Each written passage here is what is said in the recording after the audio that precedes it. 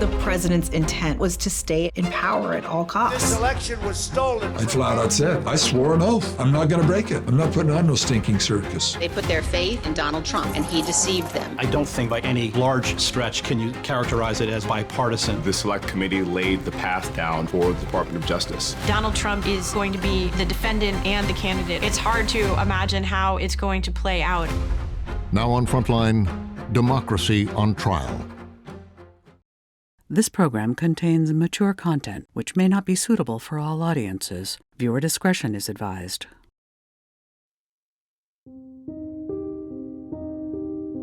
An historic day here in Washington. A federal grand jury here has indicted former President Donald Trump. Mr. Trump is charged with 3 counts of conspiracy and 1 count of obstruction. This is the third criminal case brought against the former president this year. He will now head to appear in federal court for the arraignment. This was not quite the return to Washington this former president had envisioned for himself.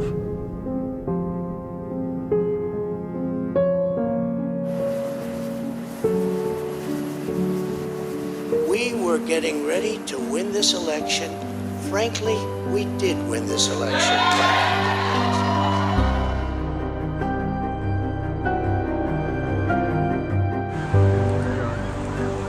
I won this election by hundreds of thousands of votes. There's no way I lost Georgia. There's no way. I only need 11,000 votes. Fellas, I need 11,000 votes. Give me a break.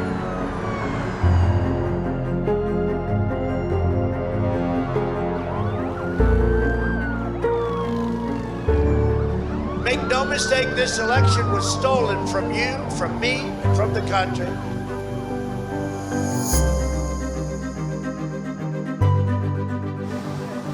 And we fight. We fight like hell. And if you don't fight like hell, you're not going to have a country anymore.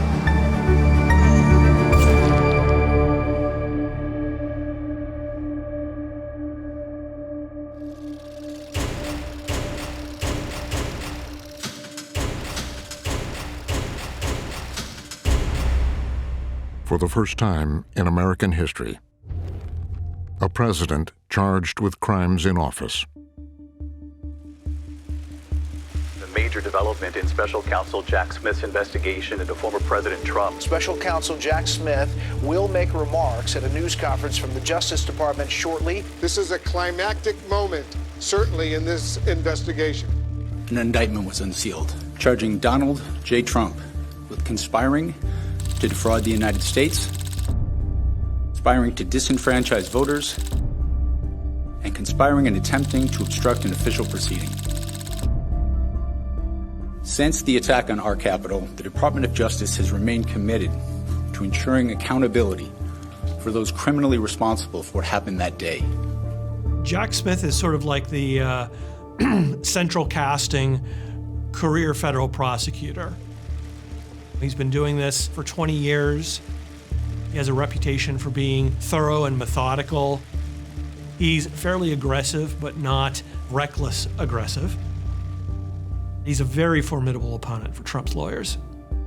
In this case, my office will seek a speedy trial so that our evidence can be tested in court and judged by a jury of citizens. In the middle of a presidential election, a critical moment for American democracy. It lands us right in the middle of a presidential campaign. It is unavoidably going to be tainted with the appearance of politics at play. Obviously, that's the card that Donald Trump will play.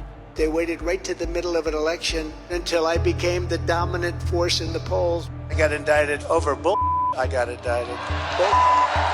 I get indicted for saying the election was rigged.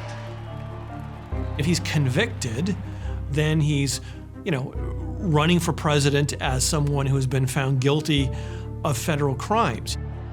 I love that mugshot. I love that beautiful woman right there with the mugshot. To say the stakes for that trial are high doesn't even begin to cover it, really. We often, in the media, use the phrase trial of the century for this sensational trial or that one, but really, this would be, I think, the trial of the century. Because I cannot imagine anything more important than a former president on trial charged with trying to subvert American democracy.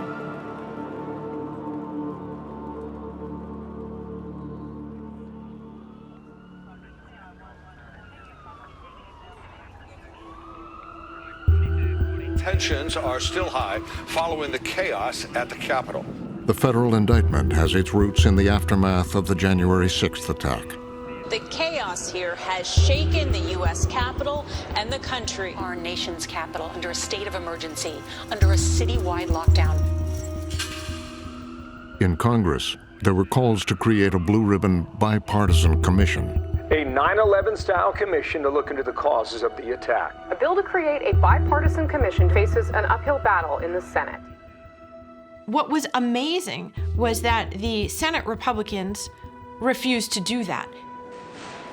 To do what Congress has done in many previous incidents of great national catastrophe or crisis or controversy, which is to create a bipartisan special committee across both chambers. Republicans in Congress, led by Senator Mitch McConnell, wouldn't support forming a commission that might go after Trump. Leader McConnell almost instinctively goes into damage control mode. He's not necessarily going to go out on a limb when the rest of his caucus isn't going to go with him. In the face of Republican opposition, the Democratic Speaker of the House, Nancy Pelosi, created a committee of her own. Morning. With great solemnity and sadness, I'm announcing that the House will be establishing a select committee on the January 6th insurrection. The House of Representatives today did what the Senate would not, voted to create a select committee. It was the hope of Pelosi and the Democratic majority that they'd be able to pick off at least some Republican support, that there wouldn't be that great a pushback. But in fact, there was, and in the end, only 2 Republicans voted for the formation of that committee. And in fact, those 2 Republicans, Adam Kinzinger and Liz Cheney, were the 2 Republicans who ended up serving on the committee. The fact that Liz Cheney and Adam Kinzinger are the only 2 House Republicans who believe that we should know what happened on January 6th, that people should obey subpoenas from Congress, that people should provide documents when requested, and that's itself incredibly astonishing. They would spend a year and a half examining the evidence. Tim Heaphy was the chief investigator. A former U.S. attorney, Heaphy led the independent review of the violence in Charlottesville in 2017 and was now taking on January 6th. We ended up hiring, I think it was 14 or 15 former prosecutors, lawyers that have the skill set to interview witnesses, to digest a large amount of documents, and to sort of discern what's relevant and separate that from what's not. That skill set is developed largely by trying cases, by investigating cases in federal and local prosecutors' offices. They conducted more than 1,000 interviews. The House Select Committee is shifting into high gear, preparing to do battle with some pretty big names in the Trump world. Reviewed millions of documents. The House Committee probing the January 6th Capitol riot has issued 10 new subpoenas. Thousands of hours of video evidence. These subpoenas brings the focus to the actions of former President Donald Trump in the days and weeks leading up to the insurrection. They're con people, they're con artists. From the beginning, Trump denounced the committee. The Select Committee on January, like these people are legitimate. Every one of them is a radical left hater. The committee issued a subpoena to none other than former President Trump himself. He refused to cooperate. Trump suing the January 6th committee to block a subpoena for his testimony. And while many of his aides did testify, others followed his lead. Criminal contempt charges against former White House Chief of Staff Mark Meadows. Peter Navarro refusing to cooperate with the January 6th committee. The committee's final report spans 692 pages. A case against Donald Trump. A blueprint for Special Counsel Jack Smith. We saw our work as the first step in a process and not the end of the process. It's very clear that the Select Committee laid the path down for the Department of Justice. The January 6th case that will be heard in Judge Chutkan's courtroom in Washington, D.C. has the most striking resemblance to what unspooled itself from the January 6th committee. the basis of the indictment. It looks like a carbon copy of what the January 6th committee uncovered. A lot of the evidence that we uncovered is now in the hands of the Department of Justice. I just think all what we see now is a byproduct of the work of the January Select Committee. Benny Thompson, a longtime Democratic congressman, chaired the committee. Benny Thompson is a Mississippi congressman, a black man who grew up during the Civil Rights era in Mississippi, during the last vestiges of Jim Crow.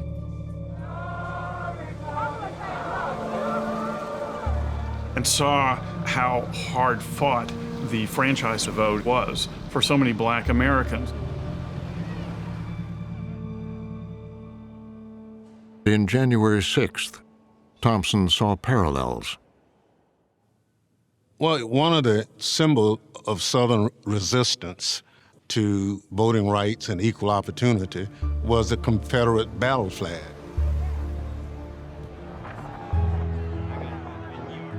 And to see that flag being waved by many of the protesters brought back those memories. When he saw rioters storm the Capitol carrying the Confederate battle flag, essentially trying to take away the votes of the American people. That, I know, affected him profoundly, and certainly was a driving factor in the way that he led the Select Committee. Thompson's committee had gathered a trove of information. The challenge, what to do with it. The one thing that we knew was the information that we have is compelling. The thing we needed to do was tell that to the American people in a compelling way. So that's why we brought in a former president of ABC News. Yeah, I got a call pretty much out of the blue from the January 6th committee. They wanted a storyteller. And while they were brilliant lawyers, storytelling for a mass audience is not what they do.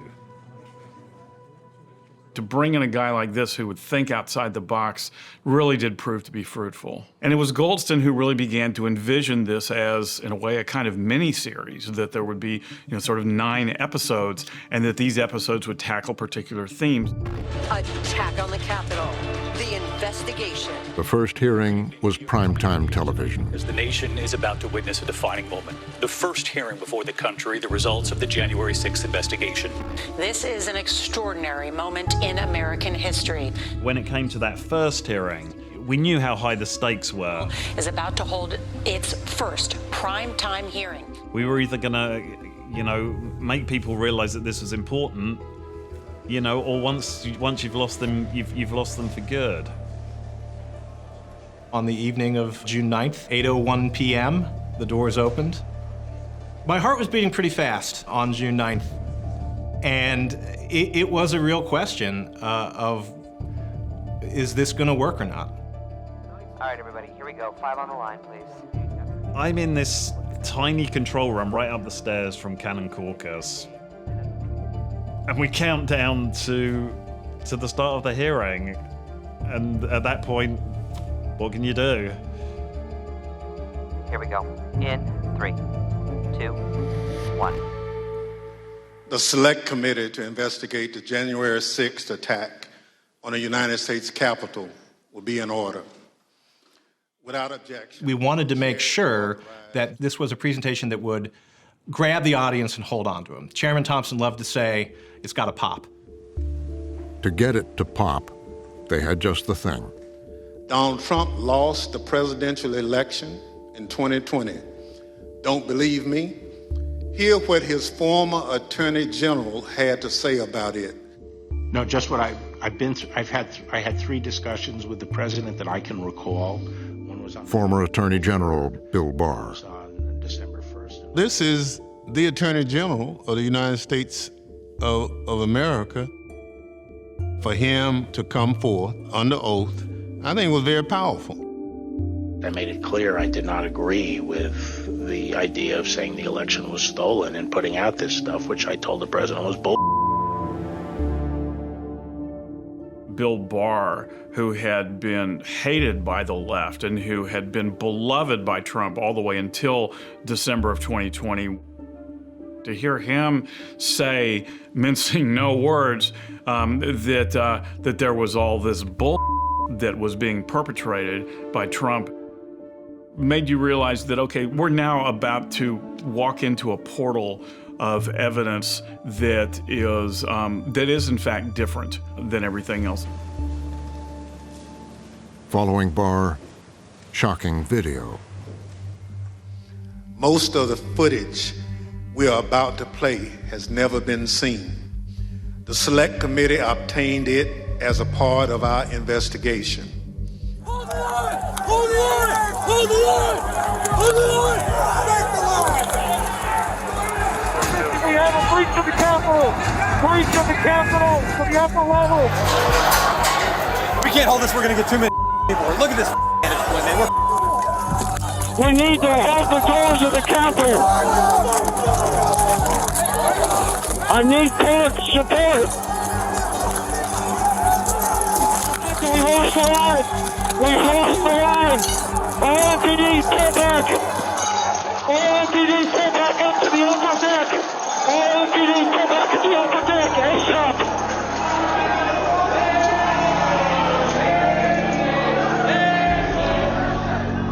In the room that moment, we had officers that had been there on January 6th.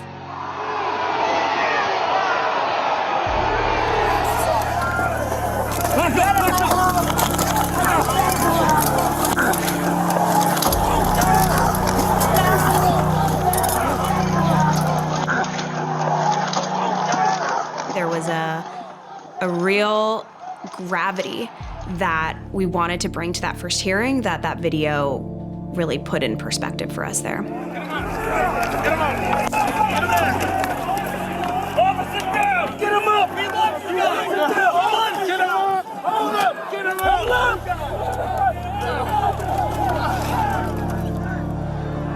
I don't think anyone, until that footage was shown, had really fully understood the violence of the day.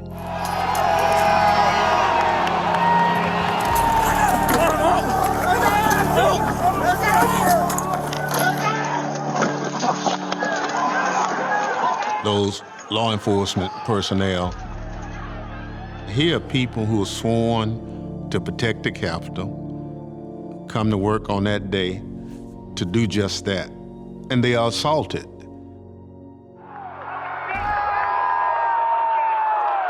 Paying special attention to the hearing, Donald Trump, who responded on his own social media platform. The so-called rush on the Capitol was not caused by me.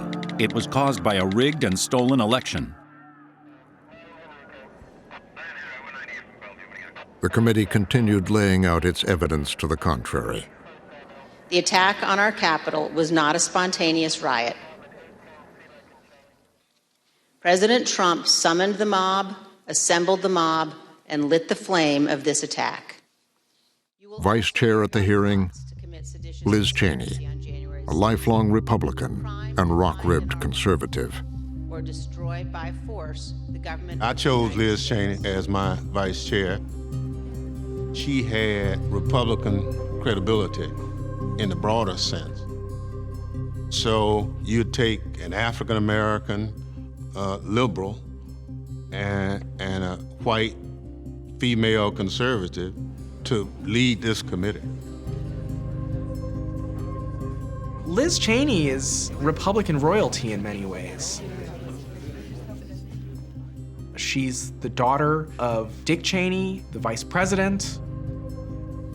She's very conservative. She represents Wyoming. No one would mistake her for a liberal. But she also was someone who broke very publicly with Donald Trump. And there is no rhino in America who has thrown in her lot with the radical left more than Liz Cheney. She has gone crazy. I will do everything I can to ensure the former president never again gets anywhere near the Oval Office.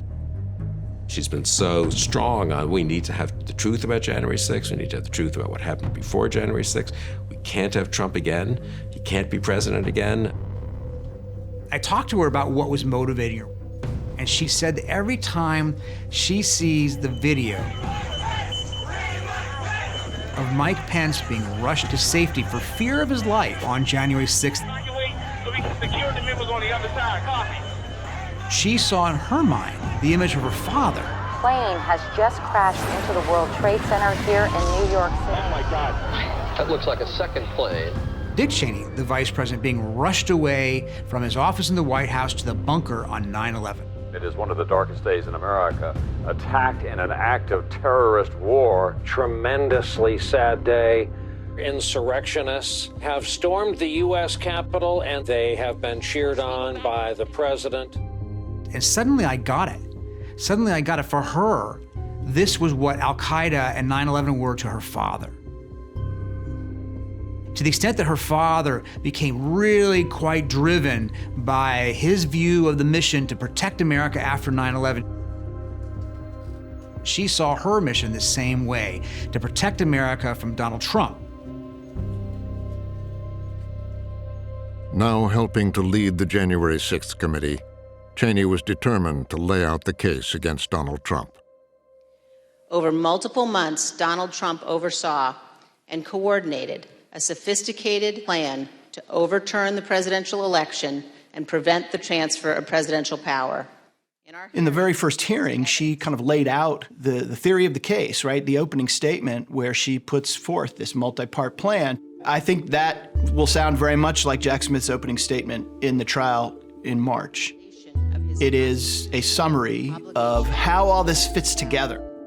In our hearings, you will see evidence of each element of this plan. Frankly, we did win this election. Donald Trump and his advisors knew that he had in fact lost the election. But despite this, you will see evidence that President Trump corruptly pressured state legislators and election officials to change election results. I only need 11,000 votes. Fellas, I need 11,000 votes. Give me a break.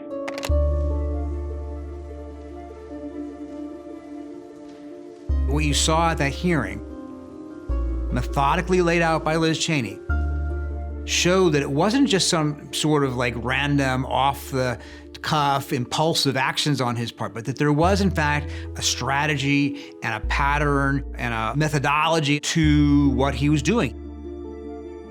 President Trump's efforts to pressure Vice President Pence to act illegally likely violated 2 federal criminal statutes. Because if Mike Pence does the right thing, we win the election. If I could have been a fly on the wall in the Department of Justice during that, I would certainly probably expect everybody sat up and took notice of what she said after that. In our final hearings, you will hear how President Trump summoned a violent mob and directed them illegally to march on the United States Capitol. We fight like hell, and if you don't fight like hell, you're not going to have a country anymore.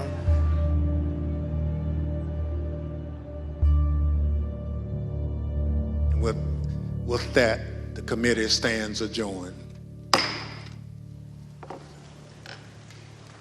The hearings got the public's attention. First primetime January 6th hearing laying the foundation for a specific case against Trump. The House committee went into graphic detail on the results. To put it crassly, the January 6th committee was a ratings hit. From NBC News, January 6 revelations will, quote, blow the roof off the House. The very first one, the primetime viewing, was at 19.4 million, which was really, really remarkable. Huge, surprisingly huge numbers last night. That's on par with events like Sunday Night Football game. There were still multiple brand new revelations last night that took us by surprise. But for his supporters, Trump had a different story. The Unselect Committee of Political Hacks refuses to play any of the many positive witnesses and statements. It's a broadside. And it's not just one broadside, it is a continuous series of broadsides.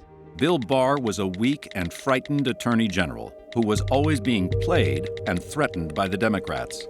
It's just so relentless, it's so constant, it's so loud that in parts of MAGA America, that MAGA barrage drowns out anything else. Warmongering and despicable human being Liz Cheney, who is hated by the... And on the conservative airwaves, they amplified Trump's message. Every news network in this country, but this one, faithfully surrendered its entire primetime lineup. The effect was North Korean. Every channel the same. A full-on Hollywood multimedia extravaganza to prosecute Trump with this show trial, with this kangaroo court. I don't think really by any large stretch can you characterize it as bipartisan. And this is, I guess, a consequence of bigger issues about the evenly divided country that we're in and extreme partisanship in the political process. Can they show us one damn sentence in the hundreds of thousands of documents that they have collected, the 1,000 witnesses they've had, anything, anywhere that links Donald Trump to directing or ordering an attack on the Capitol building? Where is it? If you're talking to somebody who's deep in MAGA America, they didn't pay attention to the January 6th Commission. They were told not to pay any attention to it, that whatever was going to come out, it was going to be fake or fake news. And this is the way a lot of Americans live their lives. It's not just red Americans, blue Americans as well. We live in bubbles. And this is the way millions upon millions of Americans live.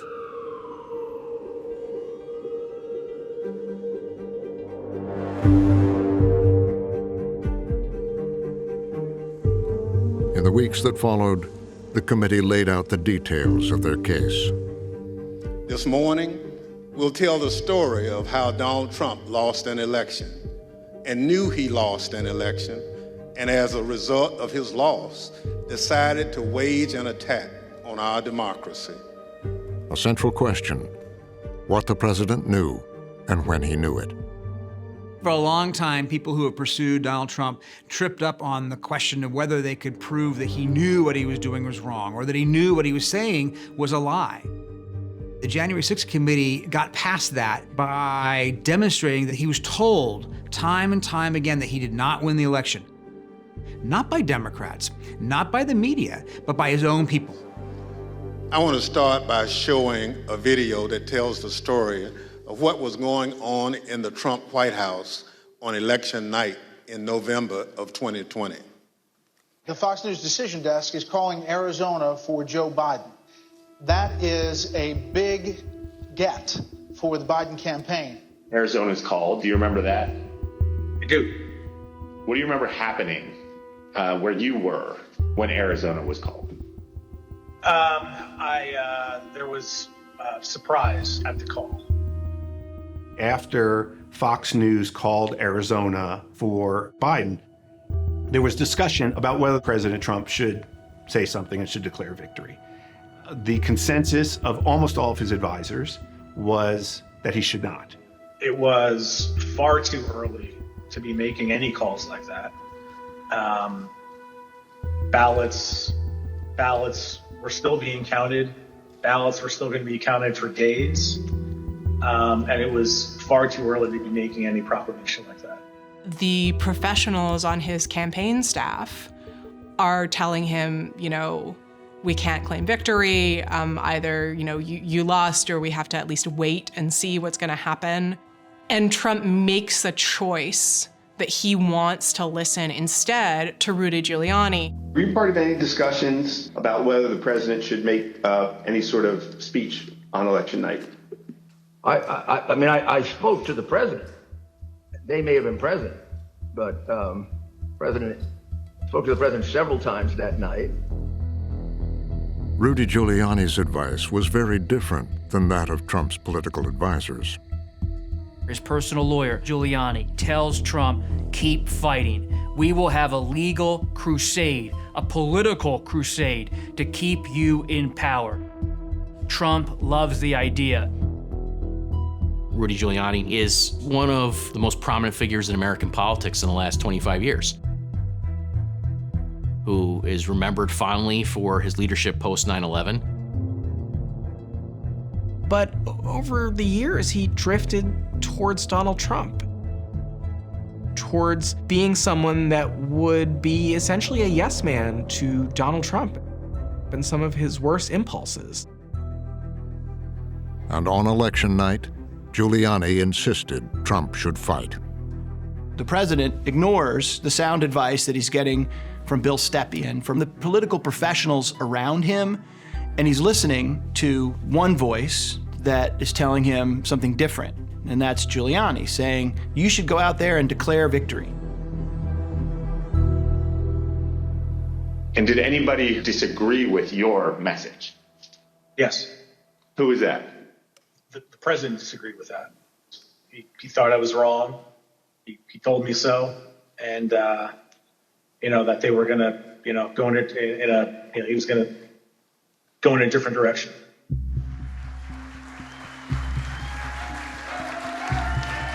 I think the most dangerous speech that Donald Trump ever gave was not the one that he gave on January 6th. I think it's the speech that he gave at 2:30 in the morning, the night of the election. This is a fraud on the American public. This is an embarrassment to our country.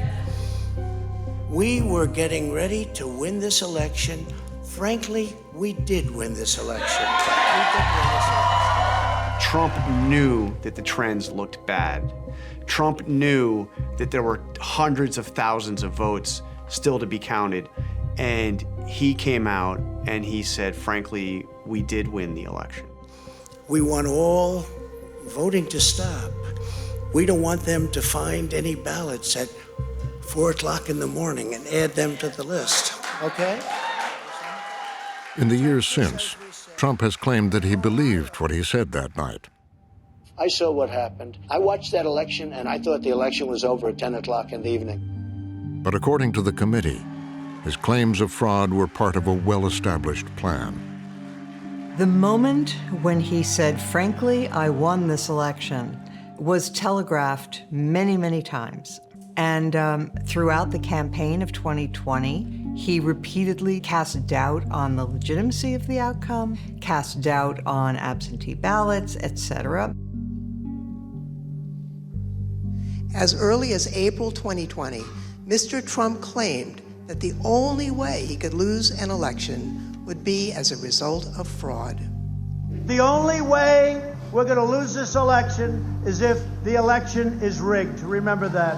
It's the only way we're going to lose this election. This is going to be a fraud like you've never seen. Did you see what's going on? Take a look at West Virginia, mailmen selling the ballots. They're being sold. They're being dumped in rivers. This is a horrible thing for our country. This is not going to end well. For the January 6th committee, it was crucial evidence of Trump's intent. He makes numerous speeches and TV comments and TV interviews. You're going to see corruption like you've never seen. You're going to see a rigged election. It'll be the greatest rigged election in history. It'll be the greatest fraud ever perpetrated. It's all a big fraud. And it's a crooked deal. It's a rigged deal. New ballots are coming out that are thrown in garbage cans with the name Trump on it. This was part of this scheme of getting his supporters sensitized to the fact that there's going to be some fraud here. Because the only way they're going to win is by a rigged election. I really believe that. This is a pattern for Trump. He has done this every step of the way through his career, long before politics. My name's Donald Trump, and I'm the largest real estate developer in New York. When The Apprentice lost an Emmy to The Amazing Race, he claimed that the Emmy contest was rigged. Amazing Race winning an Emmy again is a total joke. The Emmys have no credibility. The Emmys are all politics. That's why The Apprentice never won. The public is smart. They know it's a con game. I have just called President Obama to congratulate him on his victory. He claimed that the election was rigged in 2012 when Mitt Romney, whom he had endorsed, lost to Barack Obama. This election is a total sham and a travesty. We are not a democracy. More reports of voting machines switching Romney votes to Obama. Let's fight like hell and stop this great and disgusting injustice. We can't let this happen. We should march on Washington. Every step along the way, anything he has ever lost is because somebody else has cheated and stolen it from him. Fox News can now project that Texas Senator Ted Cruz has won Iowa. Ted Cruz wins the Republican contest here in Iowa. The big question now, how is Donald Trump going to handle a loss? The state of Iowa should disqualify Ted Cruz from the most recent election on the basis that he cheated, a total fraud. You have tweeted that Senator Ted Cruz stole the Iowa election. Everything about it was disgraceful. It was a fraud as far as I was concerned. And Knowing what we know now, I think you would go back to February 1st of 2016. It's a total voter fraud when you think of it. And actually, I came in probably first, if you think about it. That episode was a bright red blinking light foreshadowing everything that was to come. The portrait that both prosecutors and the January 6th committee are trying to paint is that Trump knows what's going on. That this wasn't something spontaneous, this wasn't something that the president truly believed, that it was all part of an overall and illegal, according to prosecutors and the committee, strategy to remain in power unlawfully. And in court filings, prosecutors have said Trump's statements are evidence of the criminal conspiracy at the heart of the case. They demonstrate the defendant's common plan of falsely blaming fraud for election results he does not like, as well as his motive, intent, and plan to obstruct the certification of the 2020 election results and illegitimately retain power. Intent is the whole ballgame. The jury is making an evaluation of that. That's the most difficult thing to prove. Not impossible, but it is the most difficult thing to prove.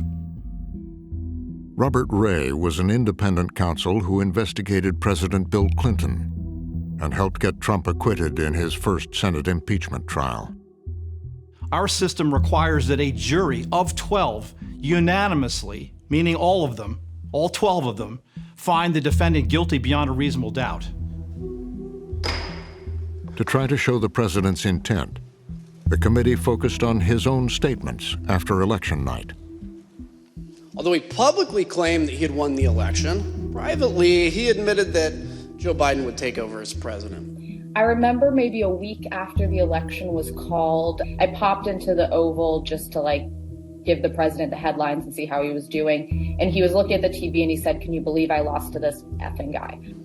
At the same time that President Trump was acknowledging privately that he had lost the election, he was hearing that there was no evidence of fraud or irregularities sufficient to change the outcome. His campaign team, and this included his son-in-law, Jared Kushner, went to him after the election was declared. And they didn't just rebut the claims of voter fraud. They explained to him their analysis of why he lost. They showed him the numbers, state by state, in the swing states. I made this case, I know Hope Hicks and others did to him, which was, you should kind of make this a victory lap, go around the country, talk about what you accomplished, and you're gonna be in a great place in 2024 to win the presidency back. But then you had Rudy Giuliani, who was whispering in his ear what Trump wanted to hear. Trump likes the people who tell him what he wants to hear. And he picked, in effect, Rudy Giuliani in order to go down the road of challenging the election. There is strong evidence that this was an election that in at least 3 or 4 states and possibly 10, it was stolen. Bringing in 100,000 ballots in garbage cans, and every single one of them was for Biden. The federal indictment alleges that by the middle of November, Trump's conspiracy to overturn the election was underway. November 14th, 2020 is an important date in the federal indictment of Donald Trump. It is the moment when Donald Trump said, Rudy Giuliani is the only one who's providing me with a plausible path forward, and I'm going to take it. Look, you can fight it all you want. The reality is dead people voted. Over 300,000 ballots were counted in secret. Rudy Giuliani was central to a lot of these schemes, framing them, orchestrating them, directing other people, being in on the communications. And so once Trump made a decision to defer to Rudy Giuliani as the person who was setting the tone and giving people their talking points for what the approach was, that's when he decided to go after these nutty theories. 8,021 ballots from dead people. Mail-in ballots for dead people. We're checking the records of the cemeteries around Philadelphia. During that period, Giuliani and Trump would repeat dozens of false allegations. and the committee believed they had evidence it wasn't an honest mistake. One of the things the committee did that was critical was putting together this timeline in which they showed very clearly the president would be told one thing one day, not true, don't say that, and he would go right back out and say it the next day anyway. That's really important toward, I think, establishing intent to lie, intent to defraud. Each ballot went 3 times. Here's ballot number 1. Here it is a second time, third time. Next ballot. I told the president myself that these allegations about ballots run through the machine several times, it was not true. In several counties in Georgia, there is clear evidence that tens of thousands of votes were switched from President Trump to Biden.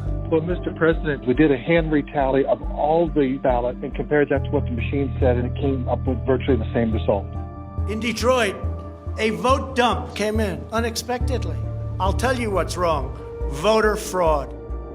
And then he raised the big vote dump in Detroit, and I said, there's no indication of fraud in Detroit. Over 10,300 ballots in Georgia were cast by individuals who died prior to the election. The actual number were 2 people that were dead that voted. You have Dominion, which those machines are fixed, they're rigged. You can press Trump and the vote goes to Biden. I specifically raised the Dominion voting machines. I saw absolutely zero basis for the allegations, and I told them that it was crazy stuff. Stretching the truth in a campaign ad or on a debate stage is one thing. But when you are using that lie to subvert the democratic process and to convince people that they need to overturn the election, now you're talking about conspiracy.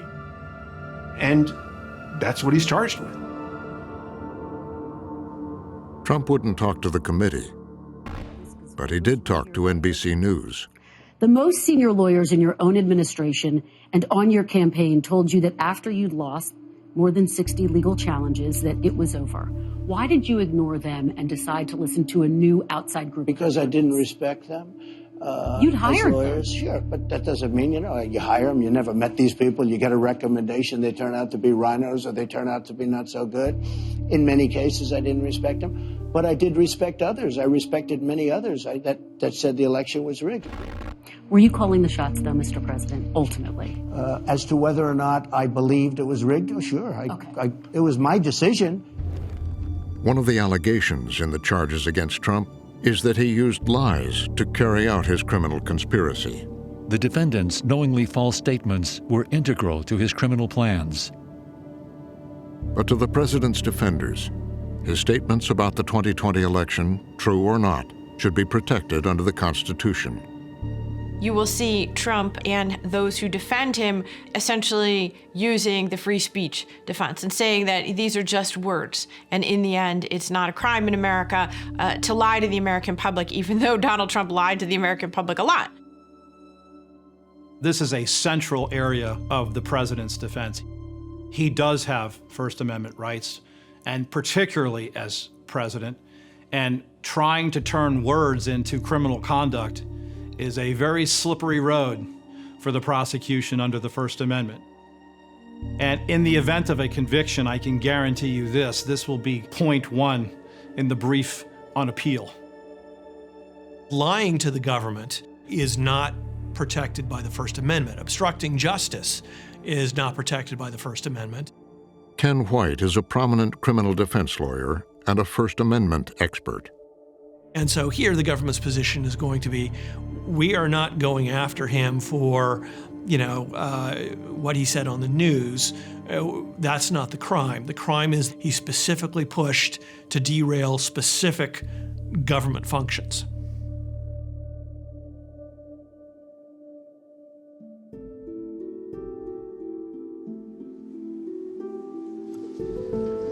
As they gathered their evidence, the January 6th committee returned again and again to one state, Georgia.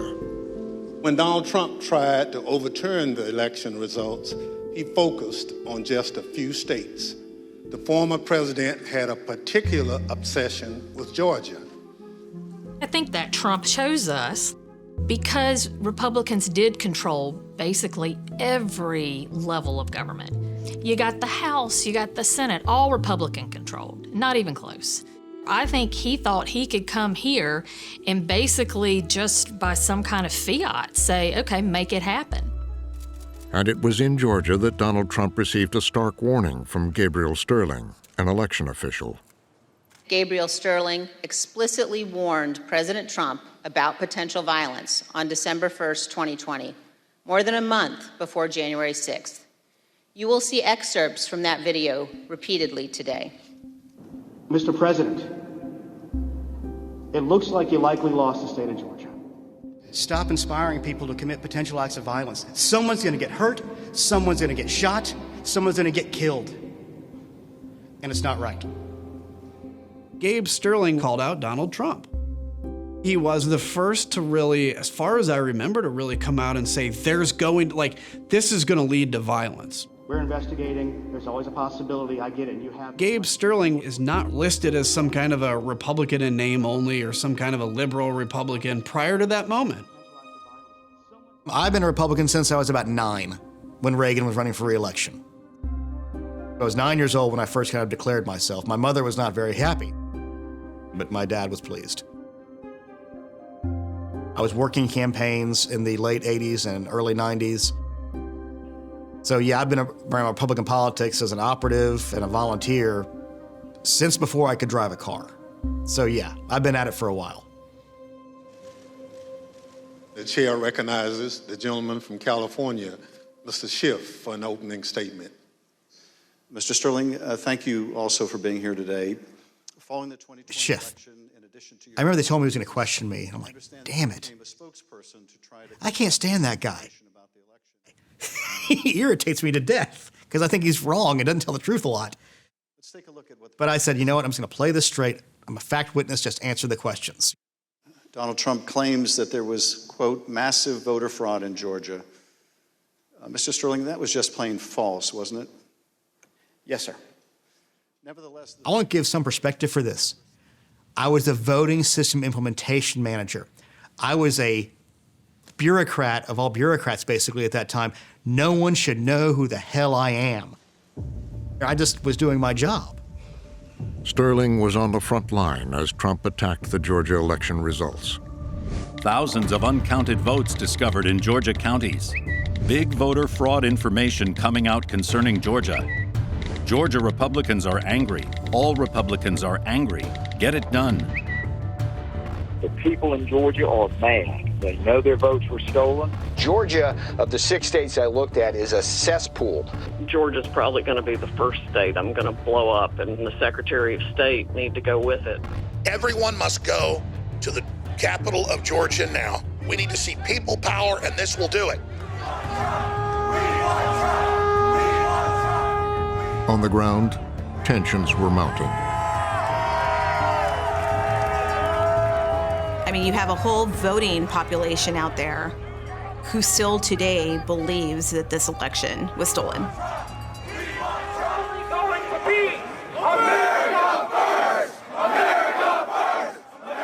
And they think that, some fraud happened, and that's how you end up in situations where they're threatening the election officials in Georgia.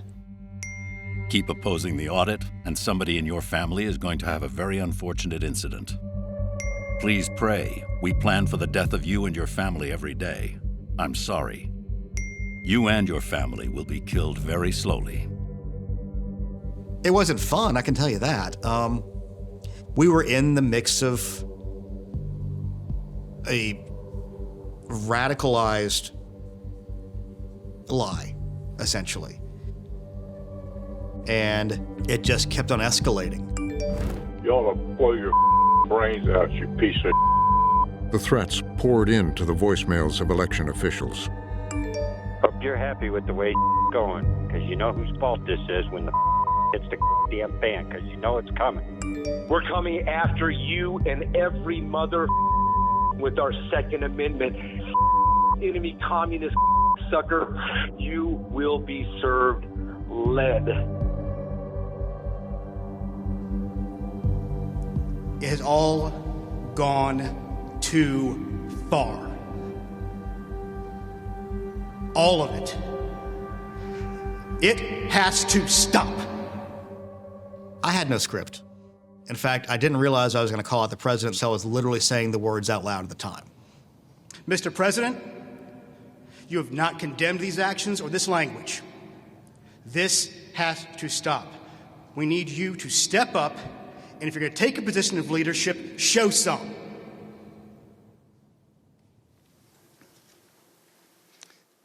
Now, after you made this plea to the president, did Donald Trump urge his supporters to avoid the use of violence? Not to my knowledge. Now, as we know, the president was aware of your speech because he tweeted about it later that day. The president retweeted a criticism of Gabriel Sterling's press conference. So the president was aware that there were threats of violence, and he persisted in the big lie. You have Gabriel Sterling say, people will die. This was the warning, and Donald Trump was unmoved by it. Was there any sort of a sense that maybe we had to dial down the rhetoric, that maybe this is getting out of hand, maybe this is dangerous? No. Gabriel Sterling's warning that someone could get killed, I think that still remains true today.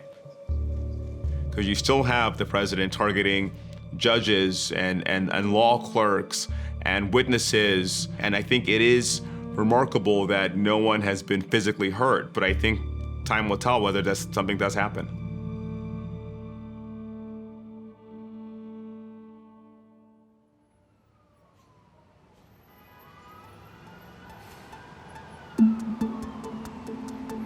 The committee plans to reveal even more evidence. Former President Trump pressured state officials to overturn the results of the 2020 election.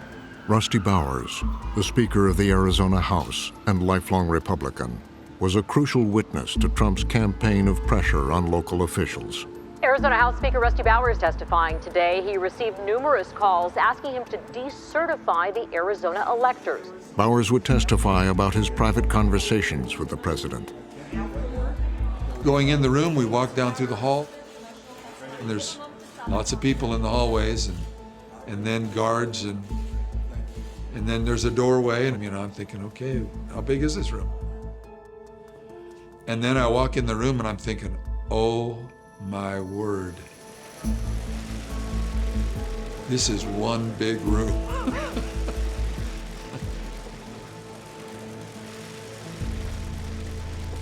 I'm like, wow. And there's 10 million photographers all jammed together, jostling in front of us. And I'm trying to maintain composure and not run screaming off down the mall, down towards the Lincoln Memorial.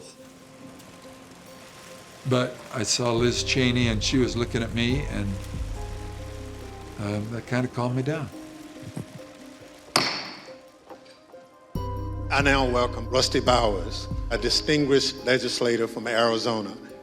Speaker Bowers, thank you for being with us today. You're the Speaker. This is a loyal, lifelong Republican. He's a conservative who fought to get Trump reelected. Arizona House Speaker Rusty Bowers, come on up here. Rusty Bowers is just a compelling person. It's hard to talk to him and not believe him. And the stories that he told about his direct communications with the president were just so indicative and so powerful that he was kind of an obvious choice, frankly, for somebody that America needed to hear from directly. After the election, you received a phone call from President Trump and Rudy Giuliani in which they discussed the result of the presidential election in Arizona. If you would, tell us about that call. The president initially laid out the broad claim of fraud across the country. It named different states, including my own. What was the ask during this call? He was making these allegations of fraud, but he had something or a couple things that they wanted you to do. What were those? He said, well, we have heard by an official high up in the Republican legislature that there is a legal theory or a legal ability in Arizona that you can remove the electors of President Biden and replace them. Well, for them to say to me, yeah, we just want you to throw out those electors and put in Trump's. I'm thinking, have I gone to another planet? I mean, it's like, what? I'm not gonna do that. I mean, I wanted him to win. Okay, so what? I'm not gonna cheat. I'm not gonna cheat to win. What's that? I flat out said, you're asking me to break my oath. I swore an oath. I'm not gonna break it. Period. Not gonna break it. I said, well, if you're talking this, I gotta have the proof. I said, Rudy, do you have the names of the dead people who voted? He goes, yes. And do you have the names of the 200,000 illegals who voted in our election? Yes. I said, I want those names. And the president says, Rudy, give the man what he wants. Give him what he wants. He says, yeah, we've got him, Mr. President. I'll get him to him. In the criminal indictment, Jack Smith saw the call as evidence of a crime. The defendant and co-conspirator 1 asked the Arizona House Speaker to use the legislature to circumvent the process by which legitimate electors would be ascertained. If you are calling a state official and you're asking them to nullify lawful votes and to replace them with unlawful votes, that is squarely within federal statutes regulating election conspiracy. Not long after the call, Rudy Giuliani himself arrived in Arizona. Did you meet with Mr. Giuliani and his associates while they were in Phoenix? Yes, I did, sir.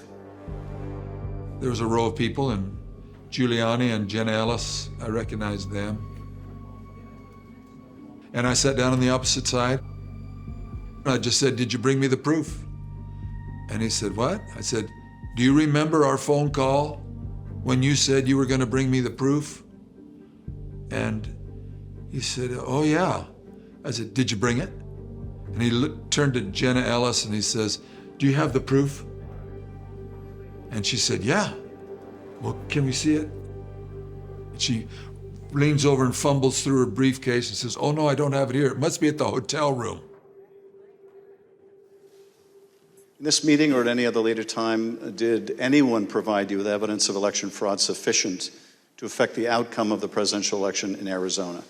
No one provided me ever such evidence. Giuliani was kind of frustrated with us all, and he said, you know, we've got a lot of theories, we just don't have the evidence. And when I heard him say that, I said, did he just say what I thought he said? And they all looked at me like the same thing on their mind, like, whoa, you know that? Yeah, he just said that. That was like a rocket's red glare moment, like, wow, you gotta be kidding. This is the clown show. They're out hunting, they're trying to find something, and they're wanting us to participate in this, and he says that? Holy moly, we can't do this stuff, you know, it's like. Rudy Giuliani refused to answer questions from the committee about his conversations with Bowers. Trump attorney Jenna Ellis also refused. For the January 6th committee, that meeting with Bowers was a bombshell revelation. We have a lot of theories, but we don't have any evidence. That shows that none of this had to do with evidence or reality, right? This is all about just making stuff up in order to justify keeping Trump in power. The phrase Giuliani uttered would become iconic, and Giuliani a central figure in Trump's indictment, listed as co-conspirator number 1. Co-conspirator 1 responded with words to the effect of, we don't have the evidence, but we have lots of theories. It shows Rudy Giuliani admitting that there's no evidence for the theories they have, that these are just talking points, not backed with any fact. And that's exactly the theory of the government. During the conversation, did he bring up the fact that you shared a similar party? He would say, aren't we all Republicans here? I would think we would get a better reception. I mean, I would think you would listen a little more open to my suggestions, that we're all Republicans. For someone to ask me to deny my oath and just let the courts figure it out, or let somebody else punt it to someone else is not something I will do. What you have to understand here is that Rusty Bowers, this guy who worked for Trump, wanted Trump to be reelected in Arizona, worked for Trump's reelection, is given a choice. He can choose between his oath to the Constitution or President Trump, and he stays loyal to the Constitution. That is, in effect, the choice that he's given. Even in the past, when there have been serious Rusty Bowers speaks with a moral and legal clarity that's very necessary to understand. we choose to follow the outcome of the will of the people. It's my oath. And I hope that I'll never break that. I know I'm not perfect. I'm certainly not a perfect witness. But I am a witness. And I had my say. And I wasn't trying to flower it up. Wasn't trying to be anything other than just Rusty.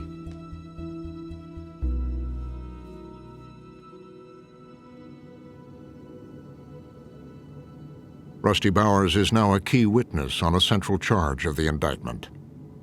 The defendant and his co-conspirators executed a strategy to use knowing deceit in the targeted states to impair, obstruct, and defeat the federal government function.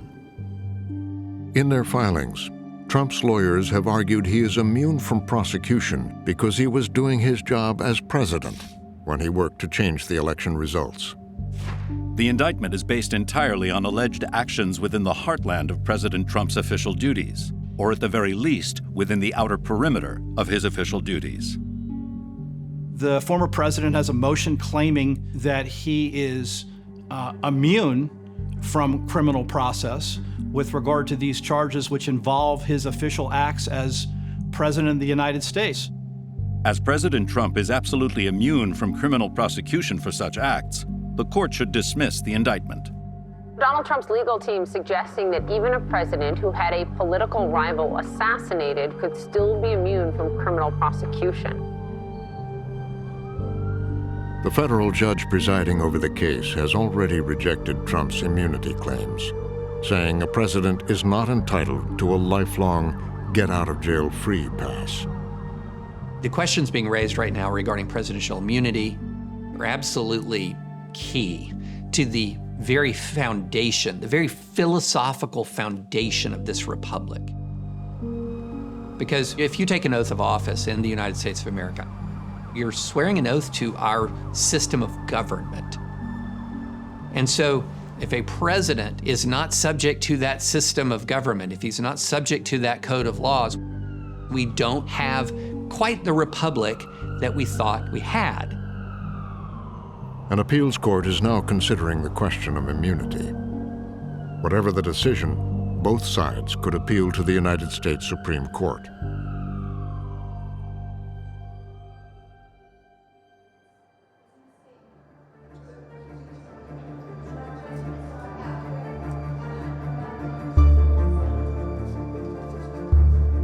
The committee's investigation kept bringing them back to what happened in Georgia.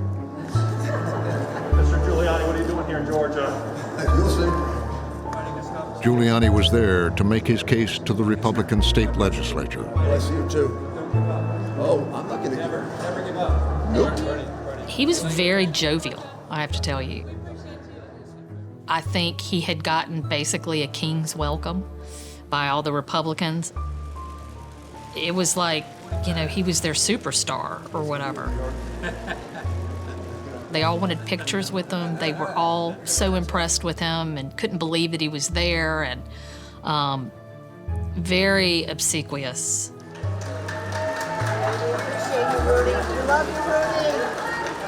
Giuliani and others from Trump's team had come with a conspiracy theory.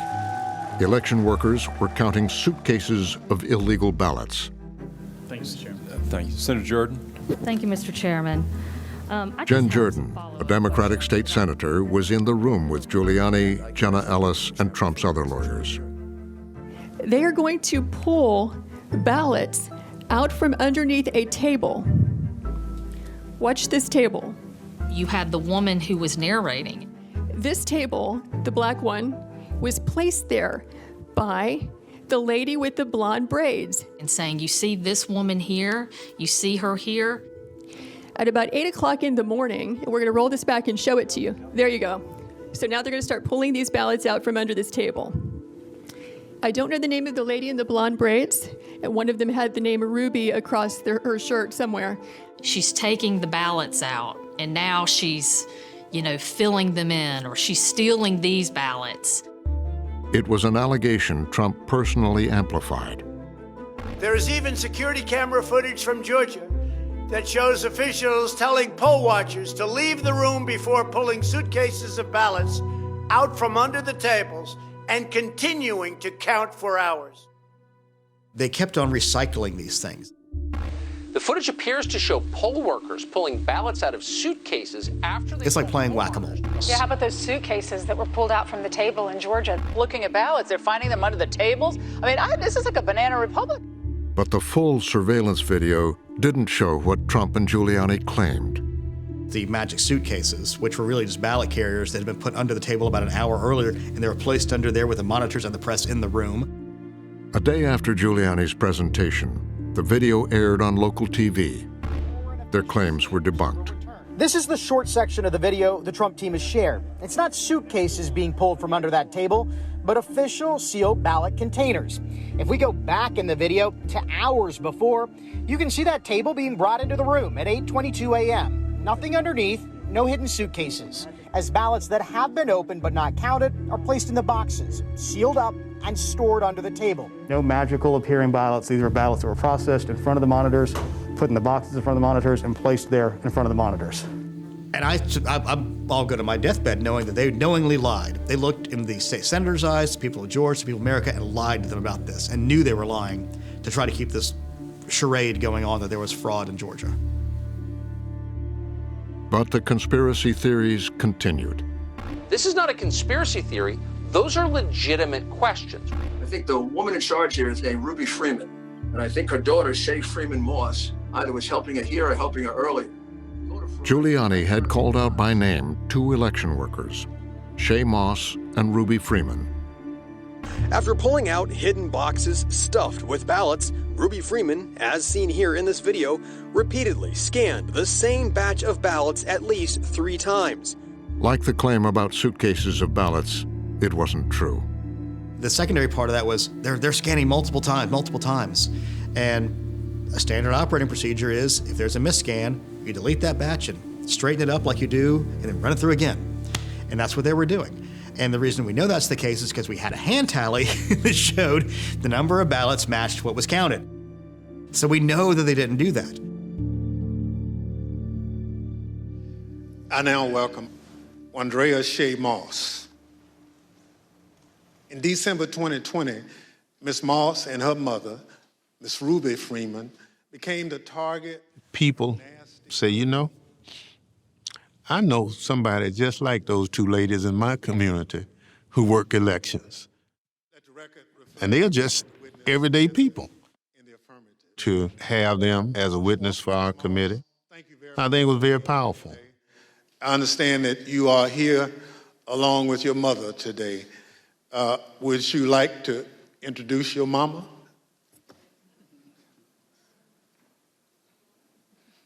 Hi, Mom. Well, I know the events that we're here to talk about today are incredibly difficult to relive. I'd like to show you some of the statements that Rudy Giuliani made a week after that video clip from State Farm Arena was first circulated by Mr. Giuliani and President Trump. I want to advise viewers that these statements are completely false and also deeply disturbing. Tape earlier in the day of Ruby Freeman and Shay Freeman Moss and one other gentleman quite obviously surreptitiously passing around USB ports as if they're vials of heroin or cocaine. He sounded a lot more desperate. Quite frankly, he seemed more unhinged. He made some overtly racist comments. They look like this. They look like they're passing out dope, not just ballots. It is quite clear they're stealing votes. And they're still walking around Georgia lying. They should have been questioned already. their places of work, their homes should have been searched for evidence of ballots, for evidence of USB ports, for evidence of voter fraud. But there was no evidence that they were passing USB drives. In one of the videos we just watched, Mr. Giuliani accused you and your mother of passing some sort of USB drive to each other. What was your mom actually handing you on that video? A ginger mint. Passing along a ginger mint back and forth gets spun up into this baseless theory. Not an accident. It is meant to stir up people's anger. It wasn't just Rudy Giuliani. And these two black women who are doing their civic duty are vilified. It really does end up ruining people's lives. I mean, I can't tell you how many emails I got with respect to Shaye Moss and Ruby Freeman and that they should be strung up. County Police and Fire? Yes, I'm Ruby Freeman. I need an officer to come out. I've been having terroristic threats. I've been having harassing phone calls, and now somebody's banging on the door again. Oh, they screaming. He's still banging on the door. Okay. He's still banging on the door. Lord Jesus, where's the police? They are on the way, ma'am. Were a lot of these threats and vile comments racist in nature? A lot of them were racist. A lot of them were just hateful. A lot of threats, wishing death upon me, telling me that, you know, I'll be in jail with my mother, and saying things like, be glad it's 2020 and not 1920. These women whose lives had been completely destroyed. That's where the story about the state pressure campaign becomes real. I felt horrible. I felt like it was all my fault. Like, if I would have never decided to be an elections worker, like, I could have done anything else, but that's what I decided to do. And now people are lying and spreading rumors and lies and attacking my mom. I'm her only child. I just felt like it was my fault for putting my family in this situation. There are real-world consequences to lying and attacking and demonizing innocent people in this country. And Donald Trump has always been very heedless of the human costs of his lies and his gaslighting. And this is a very painful example of that. Ms. Moss, I want to thank you for coming in to speak with us and to thank you for your service to our democracy. With your permission, I would like to give your mother the last word. My name is Ruby Freeman. I've always believed that when God says that he'll make your name great, but this is not the way it was supposed to be. I built my own business around that name, LaRuby's Unique Treasures, a pop-up shop catering to ladies with unique fashions. I wore a shirt that proudly proclaimed that I was, and I am, Lady Ruby. Actually, I had that shirt on. I had that shirt in every color. I wore that shirt on Election Day 2020. I haven't worn it since, and I'll never wear it again. Now I won't even introduce myself by my name anymore. There is nowhere I feel safe. Nowhere. Do you know how it feels to have the President of the United States to target you? The President of the United States is supposed to represent every American, not to target one. But he targeted me, Lady Ruby, a small business owner, a mother, a proud American citizen who stand up to help Fulton County run an election in the middle of the pandemic.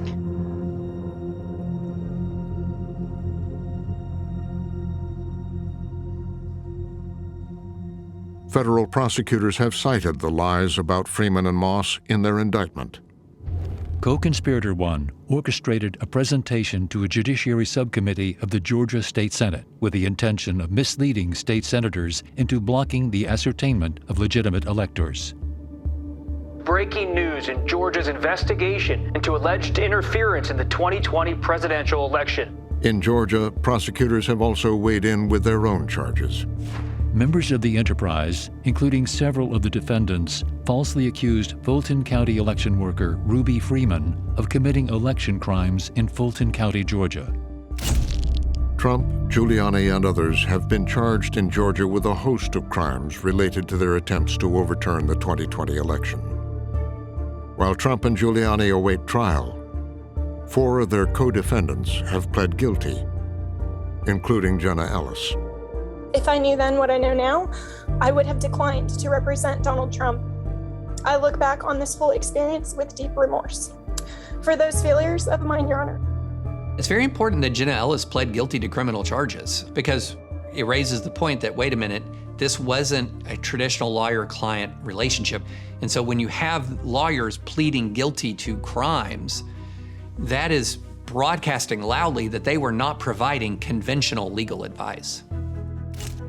In a separate civil case, a federal court ordered Rudy Giuliani to pay $146 million for defaming Freeman and Moss. A legal loss for Rudy Giuliani that could cost him millions. Rudy Giuliani, the once respected New York mayor and former attorney for Donald Trump, has filed for bankruptcy. Forced to declare bankruptcy, the latest chapter in a dramatic fall for the man once dubbed America's mayor.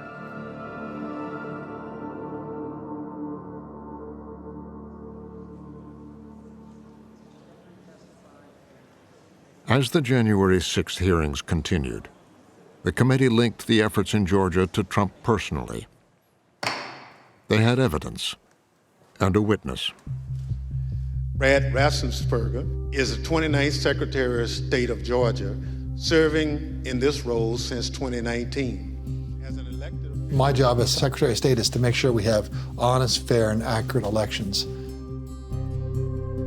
He's a very strong Christian, he's a very strong Republican, and he's very conservative. He was an engineer.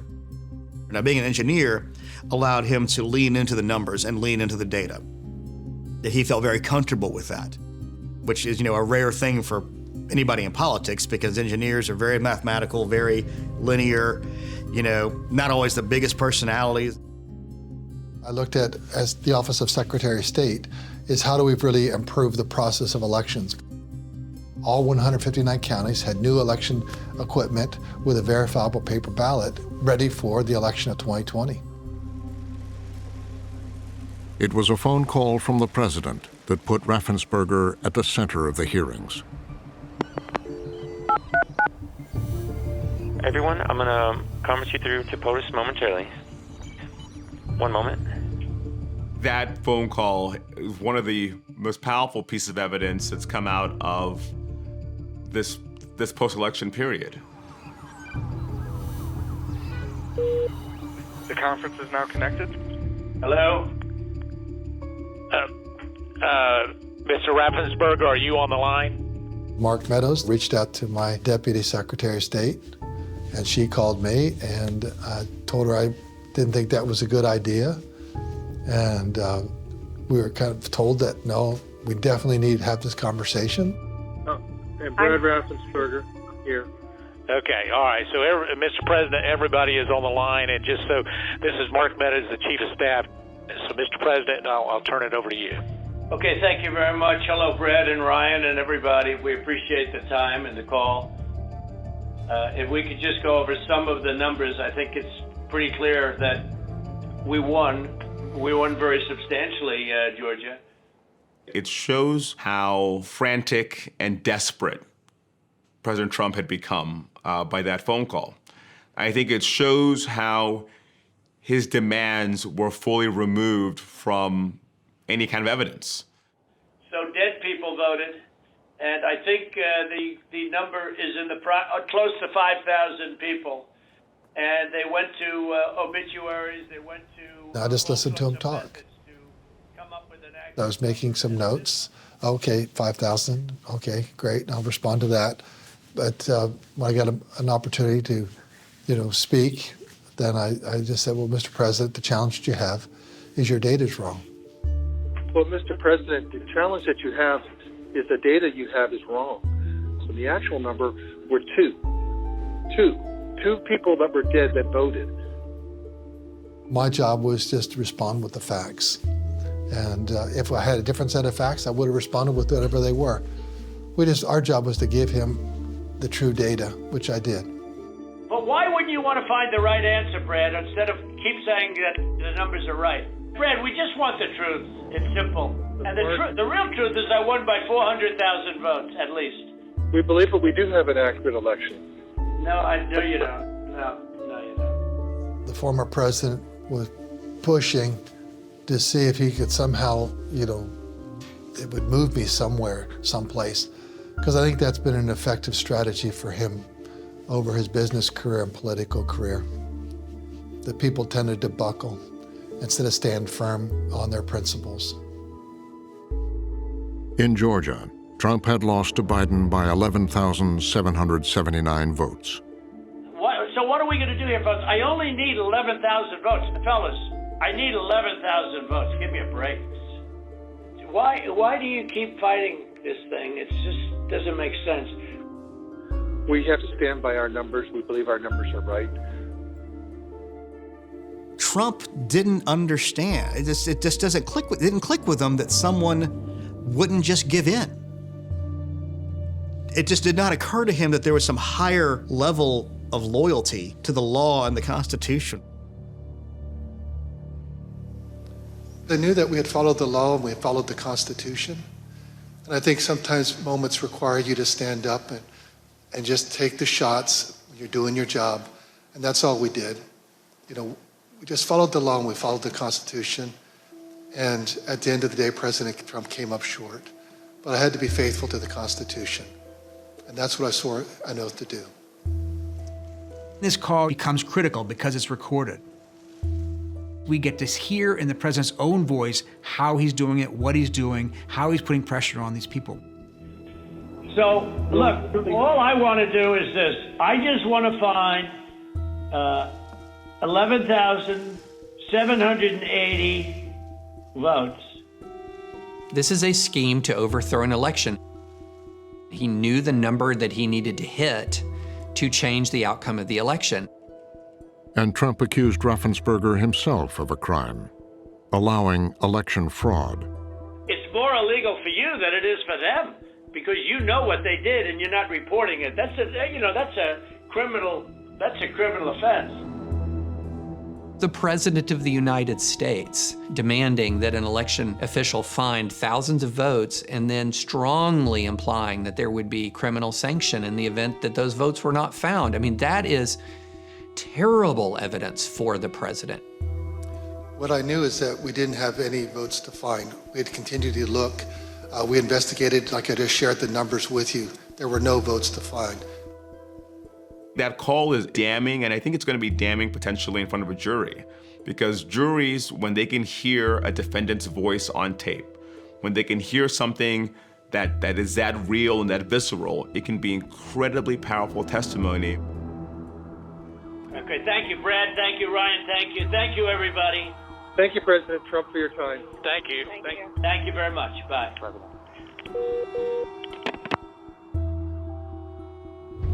The defendant said that he needed to find 11,780 votes. It shows him demanding a remedy that doesn't make any sense in the context of anything lawful. That's just asking, I want to win, you got to do it. I think it's going to be a very powerful call for that jury. For his part, Trump has defended the phone call with Raffensperger, describing it as perfect. A perfect phone call to discuss a rigged and stolen election and what to do about it, with many people, including lawyers and others, knowingly on the line.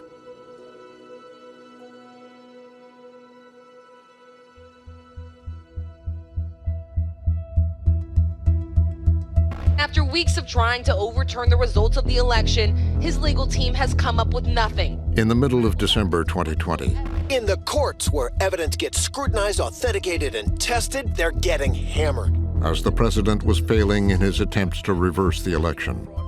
All but now ending the president's attempt to reverse his election loss. A new phase began. And it comes as the Electoral College is set to cast their votes for president tomorrow. On December 14th, 2020, the presidential election was officially over. The Electoral College had cast its vote. Joe Biden was the president-elect of the United States.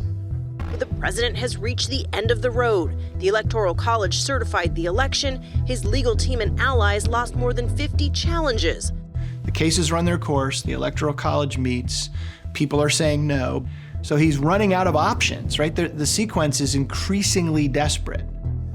On Friday, December 18th, his team of outside advisors paid him a surprise visit in the White House that would quickly become the stuff of legend. This meeting is one of the most extraordinary meetings ever happened in that building in more than 200 years of history. Here you had a president of the United States who had lost an election in the Oval Office being advised by a swarm of colorful characters, to say the least. At the meeting, former National Security Advisor Michael Flynn and attorney Sidney Powell, by then both known for their embrace of conspiracy theories about the election. You have people in there counseling Donald Trump that he should explicitly order martial law, that he should create a special czar. The person they had in mind for this was Sidney Powell, that she should become the special election czar and be empowered to use the machinery of government itself to overturn the election. As word of the meeting spread, senior White House lawyers rushed to the Oval Office, including White House counsel Pat Cipollone. I opened the door and I walked in. I saw General Flynn. I saw Sidney Powell sitting there. I don't think any of these people were providing the president with good advice. President Trump's close advisors, White House counsel Pat Cipollone, Eric Hirschman, an advisor to the president, and others who were in that room were saying to this group, well, what evidence do you even have that there was fraud in the election? The White House lawyers were insistent that the president shouldn't declare martial law to overturn the election or empower Sidney Powell. At times, there were people shouting at each other, hurling insults at each other.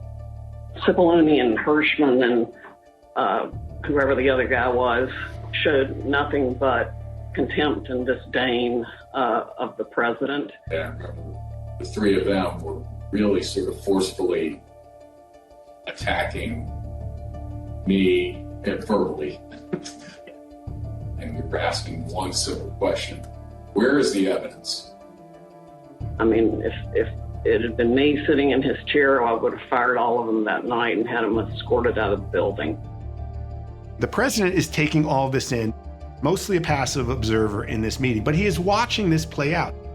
His close advisors telling his lawyers, you have no evidence that there was fraud in the election. And you've lost every case. Every case you brought in court, you've lost. And Sidney Powell says, the judges were corrupt. That's why we lost. And Eric Hirschman, supporter, close advisor of the president, says, what are you talking about? Every case, the judges, we appointed many of those judges. You're saying they're all corrupt? Like, you people have nothing, you're crazy. I think that it got to the point where the screaming was completely out there. I mean, again, people walk in, it was late at night, it had been a long day, and what they were proposing, I thought was nuts. Flynn screamed at me that I was a quitter and everything, kept on standing up and turning around and screaming at me. And at a certain point, I had it with him, so I yelled back, "Or sit your effing ass back down." I'm gonna categorically describe it as, you guys are not tough enough. Or maybe I put it another way, you're a bunch of pussies.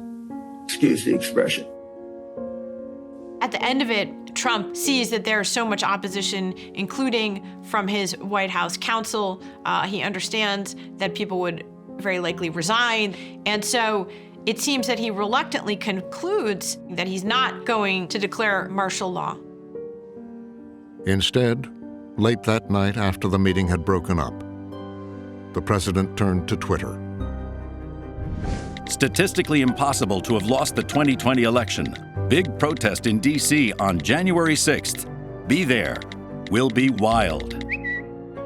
Dissatisfied with his options, Donald Trump decided to call for a large and wild crowd on Wednesday, January 6th, the day when Congress would meet to certify the electoral votes. While he doesn't actually go ahead with martial law, he is embracing a path that is in fact radical anyway. He's not using the United States military, but he's summoning his own army of supporters to Washington, some of whom are known to be extremists and in some cases violent, to help him stay in office over the will of the voters. It's Saturday, December 19th, and one of the most historic events in American history has just taken place. President Trump, in the early morning hours today, tweeted that he wants the American people to march on Washington, D.C. on January 6th. This wildly inflammatory tweet was a bullhorn that immediately went out to some of the more violent, organized Trump supporters, the Oath Keepers. He called us all to the Capitol and wants us to make it wild. Gentlemen, we are heading to D.C. Pack your the Proud Boys. It's all or nothing, patriots. Boldness and bravery is necessary. They heard it as a message from their leader. Come to Washington. The Will Be Wild tweet was the call in a call and response. They mobilized to come to Washington. These individuals came to Washington because Donald Trump told them to be there, because Donald Trump told them the election was rigged, because Donald Trump told them that someone was trying to take their votes away from them and silence their voices. They believed it. This could be Trump's last stand. And it's a time when he has specifically called on his supporters to arrive in D.C. The time for games is over. The time for action is now. Where were you when history called? Where were you when you and your children's destiny and future was on the line? For prosecutors, that tweet, the call to march on Washington, represents a crucial step in Trump's criminal conspiracy. Jack Smith's theory is that that was part of the attempt to obstruct the proceedings on January 6th. That Trump wanted a large, at least boisterous, if not violent, crowd there to interfere with the proceedings, maybe stop them, put pressure on the people there, and that was one component of his obstruction. After cultivating widespread anger and resentment for weeks with his knowingly false claims of election fraud, the defendant urged his supporters to travel to Washington on the day of the certification proceeding. The special counsel is sort of situating it as this hinge where things sort of really start to go wrong. That shows that this was part of a plan. And if they can convince the jury of that, that's a huge portion of the ballgame. In their filings, Trump's attorneys have argued that his statements were protected by the First Amendment. The indictment therefore attempts to criminalize core political speech and political advocacy, which is categorically impermissible under the First Amendment. There should be room under the First Amendment and otherwise for the president to say an awful lot without having to tag him with a criminal offense. And that's why there's a First Amendment. You're given a big amount of latitude to say a lot of wild and crazy, even stupid things without having to worry about somebody afterwards deciding that you should be sent to jail for it. While prosecuting the president in an electoral context is new, prosecuting people for electoral fraud is not new at all. There are burdens of proof, there are legal tests, there are jury instructions, and if you can meet those elements, then you're outside of the protection of the First Amendment. This is not a novel legal theory here.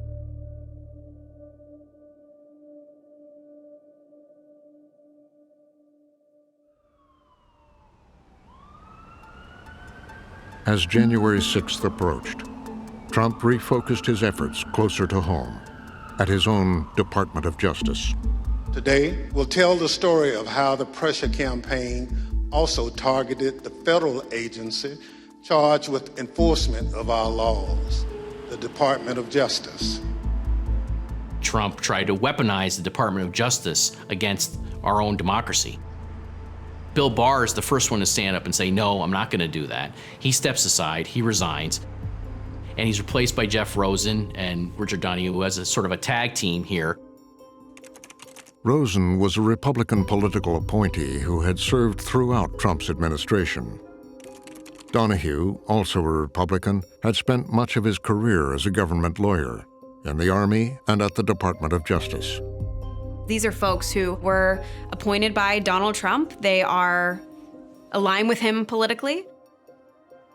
Pretty much every day after Barr left, Trump would call Jeffrey Rosen at the Justice Department or his deputy Richard Donoghue and try to put pressure on them to get the department to go along with this narrative that there were serious questions about the integrity of the election. Mr. Donoghue, you had a conversation with the president where he raised false claim after false claim with you and Mr. Rosen. How did you respond to what you called a, quote, stream of allegations? I wanted to try to cut through the noise because it was clear to us that there were a lot of people whispering in his ear, feeding him these conspiracy theories and allegations. As the president went through them, I went piece by piece to say, no, that's false. That is not true. And to correct him really in a serial fashion as he moved from one theory to another. How did the president respond to that, sir? He responded very quickly and said, essentially, that's not what I'm asking you to do. What I'm just asking you to do is just say it was corrupt and leave the rest to me and the Republican congressman.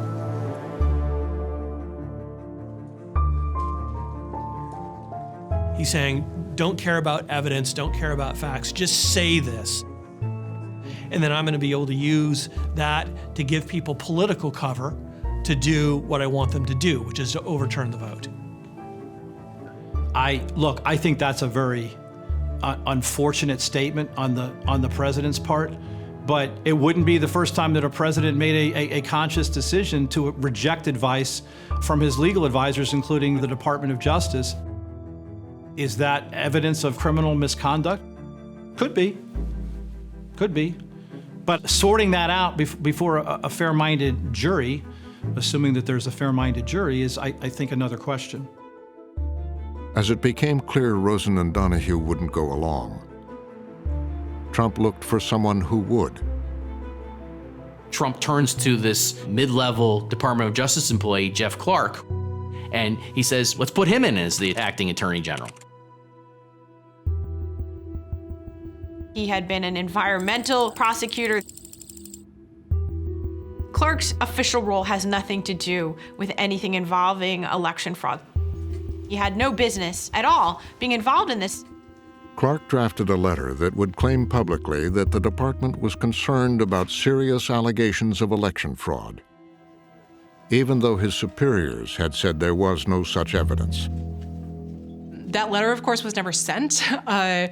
Clark tried to push for it to be sent by sort of attempting to dethrone acting Attorney General Jeffrey Rosen. According to testimony and evidence before the committee, Trump told Clark that he was going to fire Rosen and make him the new Attorney General. Well, Clark makes an incredibly stupid mistake, which is that he tells Jeffrey Rosen, the acting Attorney General, that he is going to be replaced. On Sunday the 3rd, he told me that the president had offered him the job and that he was accepting it. Clark tells him, oh yeah, Trump is gonna put me in. And he gives notice to his opponents. That's always a huge mistake in Washington or anywhere else. Well, on the one hand, I wasn't going to accept being fired by my subordinate, so I wanted to talk to the president directly. And there was another crazy White House meeting where Rosen, Donoghue meet with Clark, the president, and other presidential advisors in the Oval Office for hours, fighting over whether Clark should be the Attorney General. Jeff Clark was proposing that Jeff Rosen be replaced by Jeff Clark. And I thought the proposal was asinine. He repeatedly said to the president that if he was put in the seat, he would conduct real investigations that would, in his view, uncover widespread fraud. And when he finished discussing what he planned on doing, I said, good.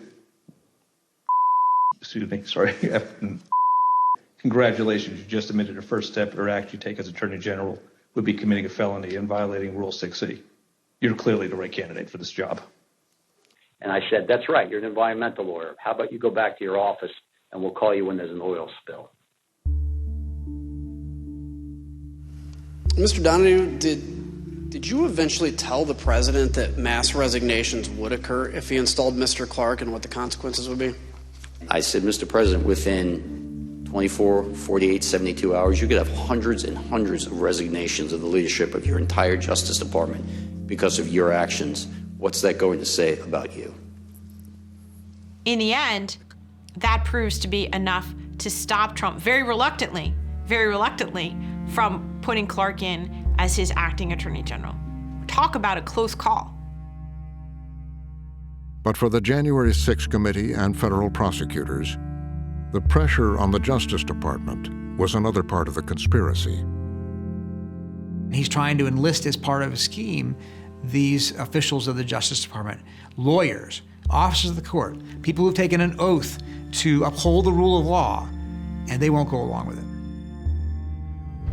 The defendant and co-conspirators attempted to use the power and authority of the Justice Department to conduct sham election crime investigations. As with the pressure on state election officials, Trump's attorneys have argued that he was just doing his job.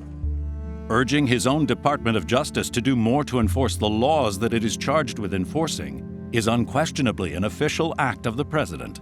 And the president is entitled to name anyone he wants as the Attorney General. Deliberating about whether to replace the acting Attorney General of the United States is also a core presidential function.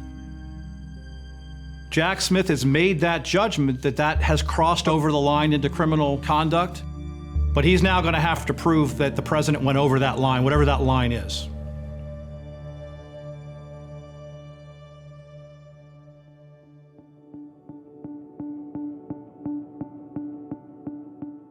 Having called his supporters to come to Washington on January 6th, Trump turned his attention to a key player in his effort to stay in power, Vice President Mike Pence.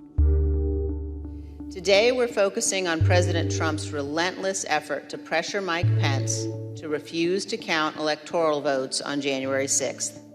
The pressure campaign on Vice President Pence is the last gambit to keep Trump in power. I mean, basically, it's the last lever that they can pull to try and steal the election.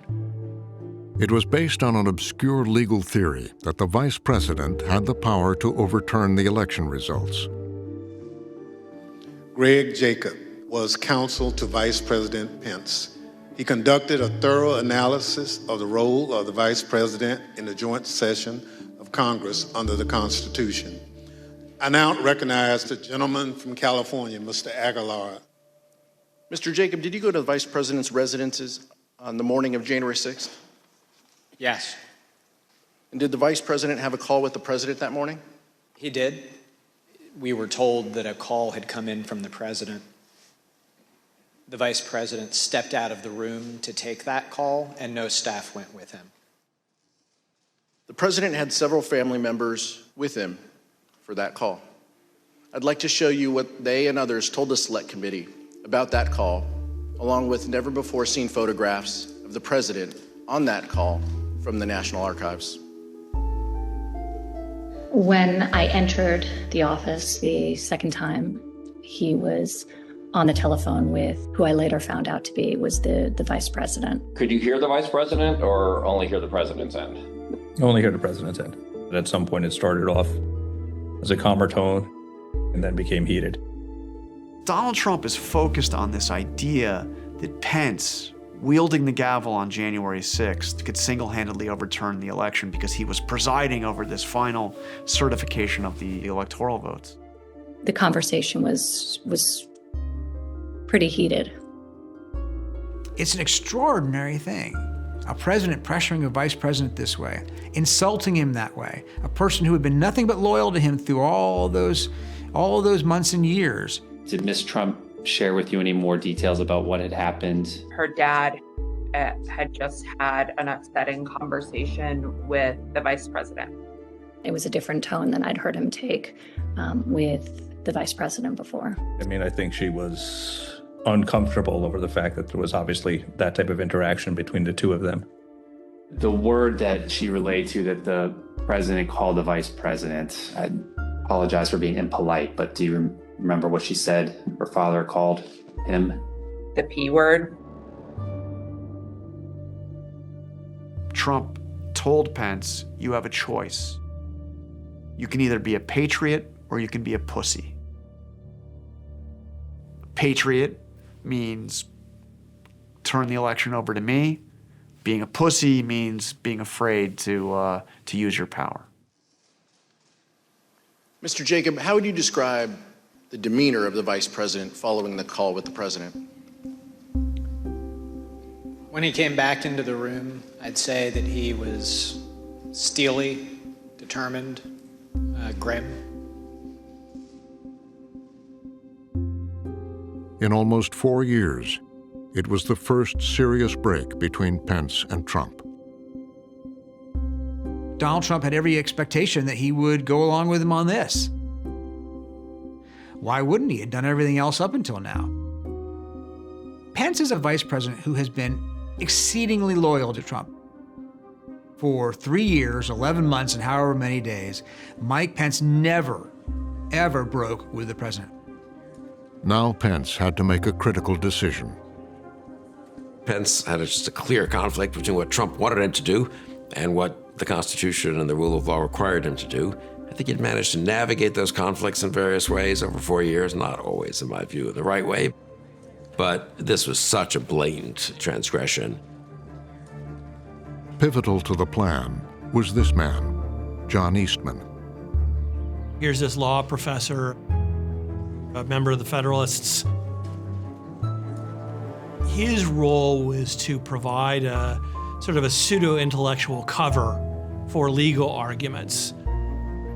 And he manufactures this theory of the vice president's power that says that the vice president of the United States is the ultimate arbiter on January 6th. Those are his words, the ultimate arbiter.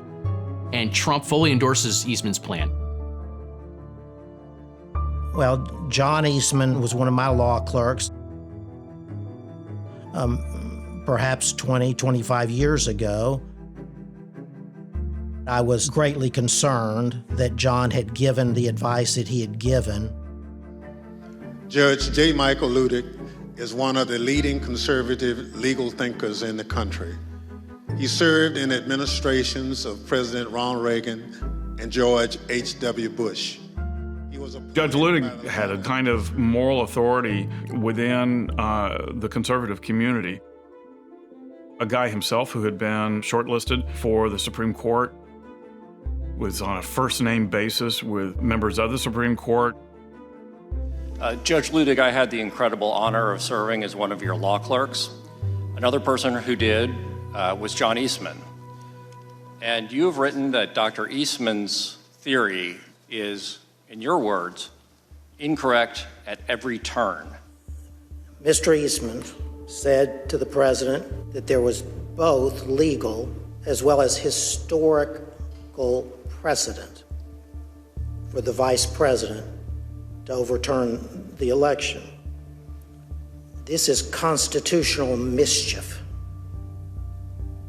I would have laid my body across the road before I would have let the vice president overturn the 2020 election.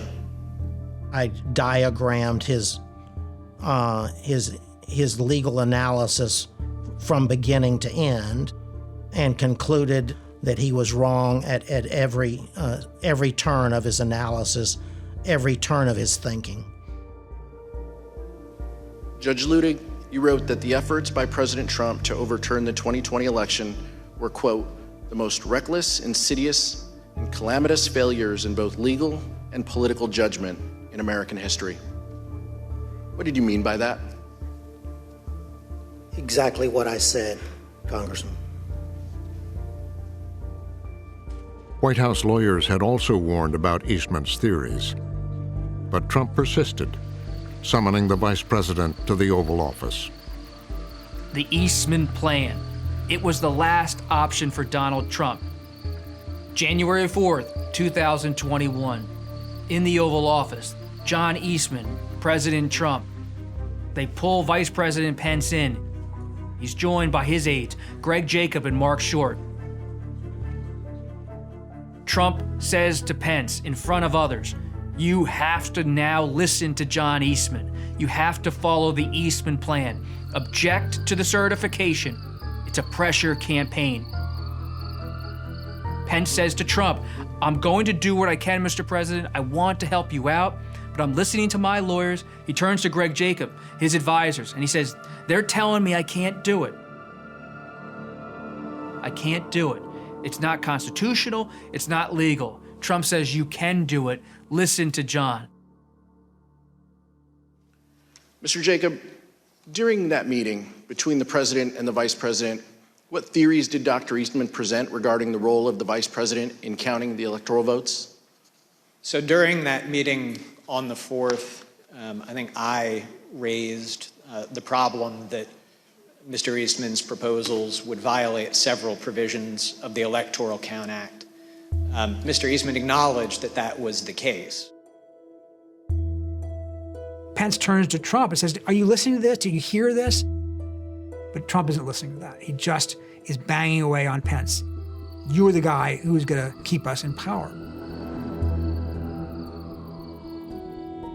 Pence stood firm. This is a man who has been so loyal for so long. But I think at the end of the day, Mike Pence knew that he was going to uphold the Constitution. And he knew that he had no power to overturn and do the things that the president was saying. The choice Mike Pence was facing was not really a choice. He had no choice to do anything other than count the votes that took place. But at this point, Donald Trump had surrounded himself with people who were feeding him more and more nonsense about how this process worked. It was just another situation of the president creating his own reality, deciding things that can happen that simply can't, and set Mike Pence up for the fall in a way that he had really no choice in what to do. The pressure on Pence figures prominently in the indictment of Trump. The defendant and co-conspirators attempted to enlist the vice president to use his ceremonial role at the January 6 certification proceeding to fraudulently alter the election results. John Eastman is listed as one of those unindicted co-conspirators, though he still defends the advice he gave the president. Trump's interactions with Pence, direct and indirect, are crucial. They really go to showing that part of the way he obstructed justice was trying to wrongfully pressure Pence, who had an official task, not to undertake that task. Is the fact that Donald Trump asked him to do that, is that criminal? Again, I think you got to be really careful there. I don't think that's something you want to make criminal, on its own. The mere ask to say, I want you to not certify the results. It doesn't necessarily mean that it was a violation of the criminal law. It depends on context and what other evidence the government has. Whether or not a particular act that the president is alleged to have engaged in is in and of itself a crime isn't really going to be the question at that trial. It's going to be whether that act was in furtherance of a criminal objective. All of these acts, all of the things that we've been talking about, they don't have to be illegal in and of themselves. The crime is a conspiracy to defraud the United States.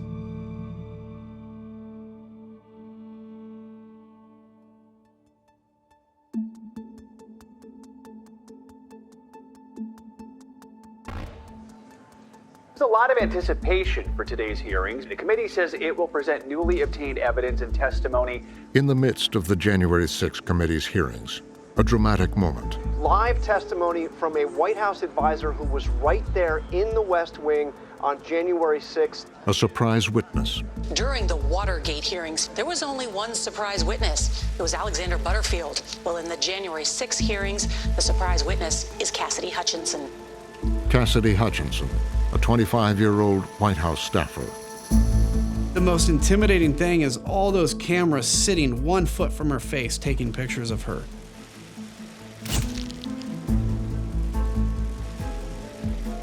This is a young woman standing in a setting that could almost feel amphitheatrical.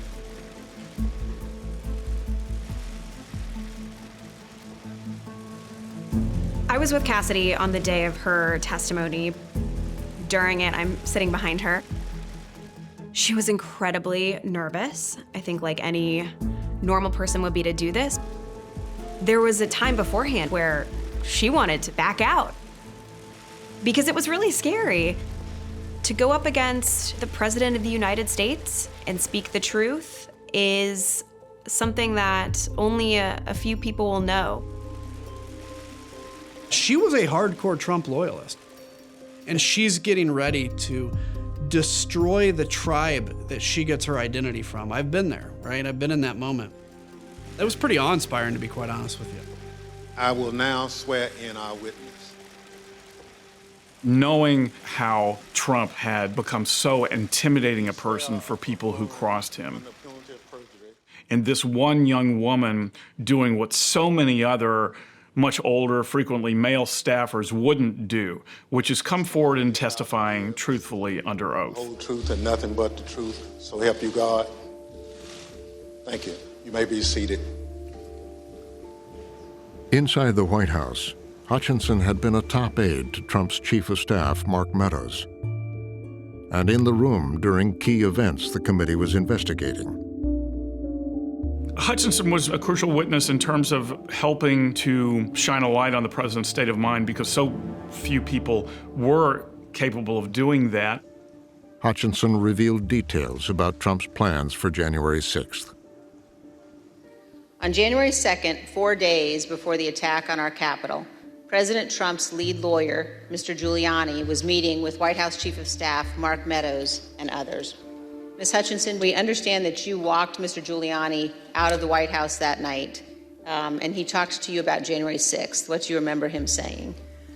As Mr. Giuliani and I were walking to his vehicles that evening, he looked at me and said something to the effect of, "Cass, are you excited for the 6th? It's going to be a great day."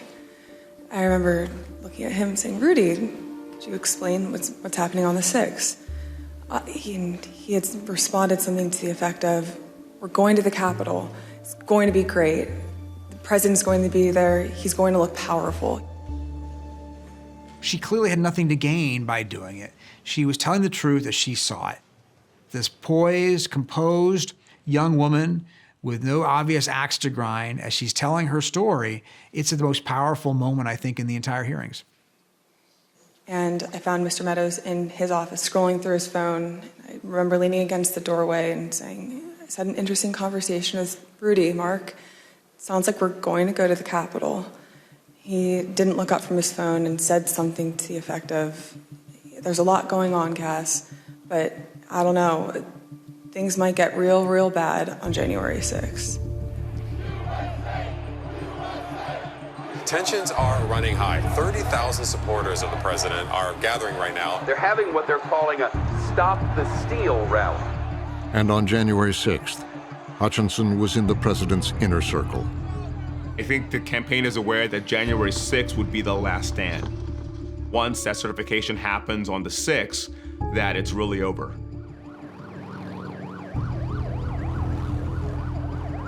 Ms. Hutchinson, did you go to the rally in the presidential motorcade? I was there, yes. And were you backstage with the president and other members of his staff and family? I was. It was in the tent backstage that Hutchinson heard crucial evidence of what Trump knew about the potential for violence that day. When we were in the offstage announce area tent behind the stage, he was very concerned about the shot, meaning the photograph that we would get, because the rally space wasn't full. The former president was unhappy with the crowd size. We learned that some of the crowd size inside the barricade was due to the fact that people were unwilling to pass through the magnetometers. Presumably because they were carrying contraband weapons. Several thousand members of the crowd who refused to go through the mags watched from the lawn near the Washington Monument.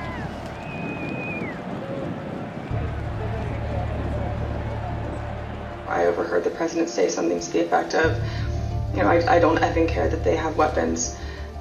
They're not here to hurt me. Take the effing mags away. Let my people in. They can march to the Capitol from here. Let the people in. Take the effing mags away. There was awareness that there were weapons in that crowd and that Trump didn't care because, as he put it, they're not here for me. Which begs the question, well, who are they here for?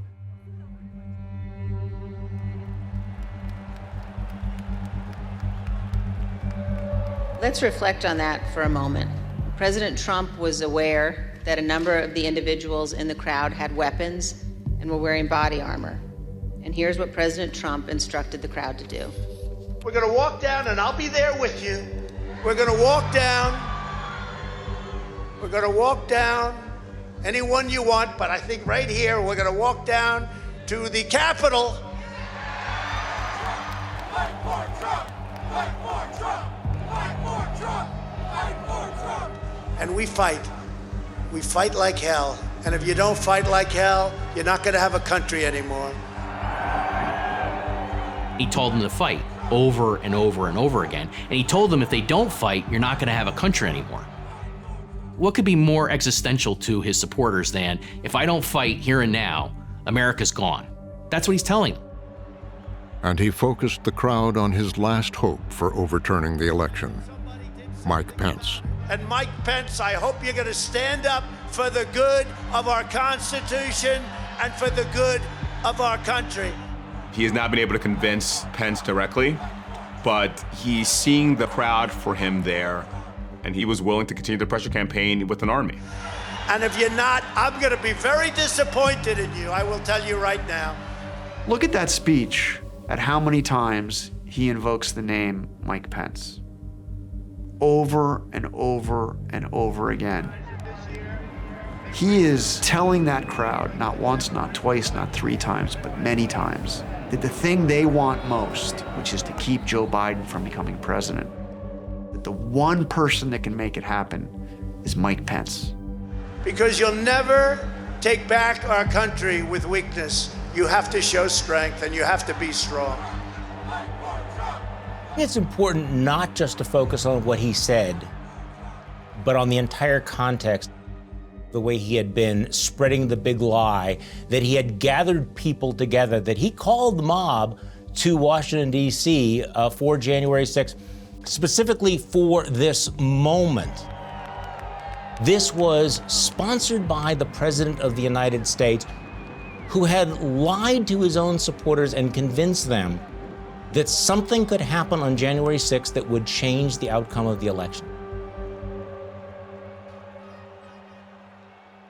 While the special counsel did not directly charge Trump with inciting violence, prosecutors have pointed to his speech repeatedly. That day was the culmination of the defendant's criminal conspiracies to overturn the legitimate results of the presidential election, when the defendant directed a large and angry crowd to the Capitol to obstruct the congressional certification proceeding. The First Amendment standard for incitement is extremely difficult to reach. But what the special counsel does instead is wrap it into the concept of obstruction. That Trump is whipping up the crowd in order to obstruct what's going on in the Senate. So let's walk down Pennsylvania Avenue. That's the way you build the outrage over the speech and over the riot into causes of action, into criminal charges that the special counsel knows that he can prove. Donald Trump has insisted that his speech that day was totally appropriate and called the crowd peaceful people. And his defenders question whether a jury should sit in judgment of a president's speech at all. I do not find that charge to be sustainable, irrespective of whether a jury could return a verdict on it.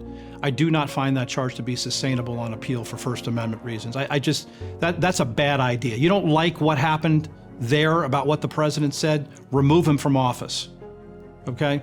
Don't elect him president of the United States ever again. That's the solution to that one. I do understand the argument that prosecuting a president criminally is incredibly divisive. But the Constitution as it currently stands and federal statutes as they currently stand do not exempt the president from the operation of law. If you don't believe the president should be subject to law, amend the Constitution. But until it's amended, the president is a citizen just like the rest of us.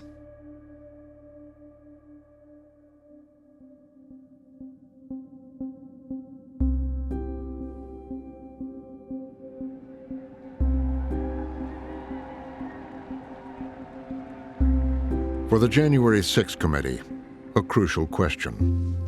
What exactly was our commander-in-chief doing during the hours of violence? Today, we address precisely that issue. And I now recognize the gentlewoman from Virginia. From the time when President Trump ended his speech until the moment when he finally told the mob to go home, a span of 187 minutes, more than 3 hours. What you will learn is that So Elaine, Lori, and I decided to lead the 187-minute hearing because we were both veterans on the committee. Elaine and I had taken the oath twice as a member of Congress and as a military member. And I think it was important for us to just hopefully express that outrage of how there are people that are willing to die for this country, and this guy couldn't even follow through on his basic oath to defend the constitutional branch of government. Here's what will be clear by the end of this hearing. President Trump did not fail to act during the 187 minutes between leaving the ellipse and telling the mob to go home. He chose not to act. The 187 minutes began as Trump left the stage and demanded that his motorcade drive him to the Capitol.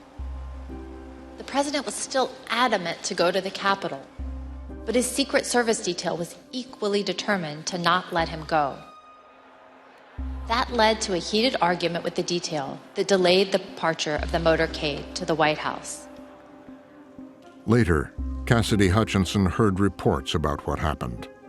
So once the president had gotten into the vehicle with Bobby Engel, who is the head of Mr. Trump's security detail, he thought that they were going up to the Capitol, and when Bobby had relayed to him, "We're not, we don't have the assets to do it, it's not secure, we're going back to the West Wing," the president had a very angry response to that.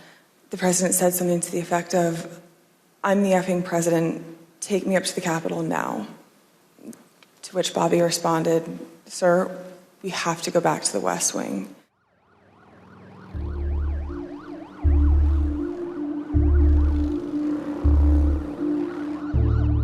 He saw this crowd and he wanted to participate in some manner, whether it was leading the crowd or being part of the crowd or going, but certainly there was a level of frustration when he was told that he couldn't, that he was so focused on disrupting the joint session that day, he himself wanted to go.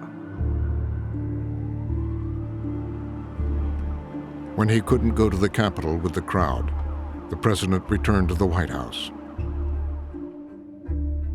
In some ways, the most telling portrayal of the president and his intent here is not what happens in the lead up to the attack on the Capitol, but what he does or doesn't do when it's taking place and in the aftermath of it.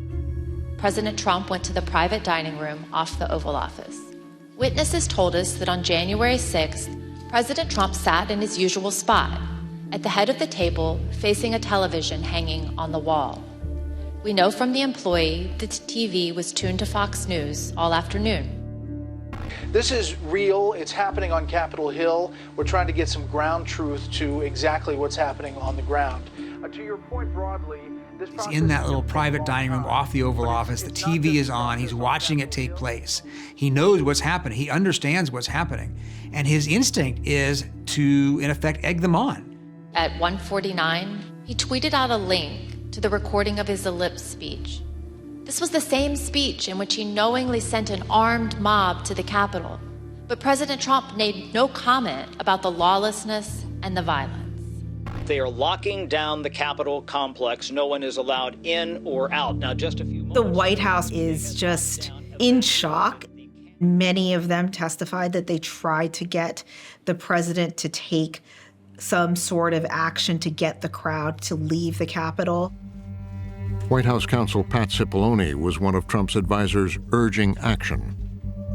I think I was pretty clear there needed to be an immediate and forceful response statement, public statement that people need to leave the Capitol now. Did you continue, Mr. Cipollone, to push for a stronger statement? Yes. Were you joined in that effort by Ivanka Trump? Yes. Eric Hershey? Yes. By Mark Meadows? Yes. These aides and lawyers rushing into this private dining room, trying to get him to do something, trying to get him to speak out, trying to get him to stop the attack, and he won't do it.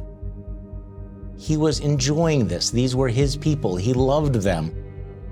And they were accomplishing something that he wanted to have accomplished, which was to delay and derail the certification of this election.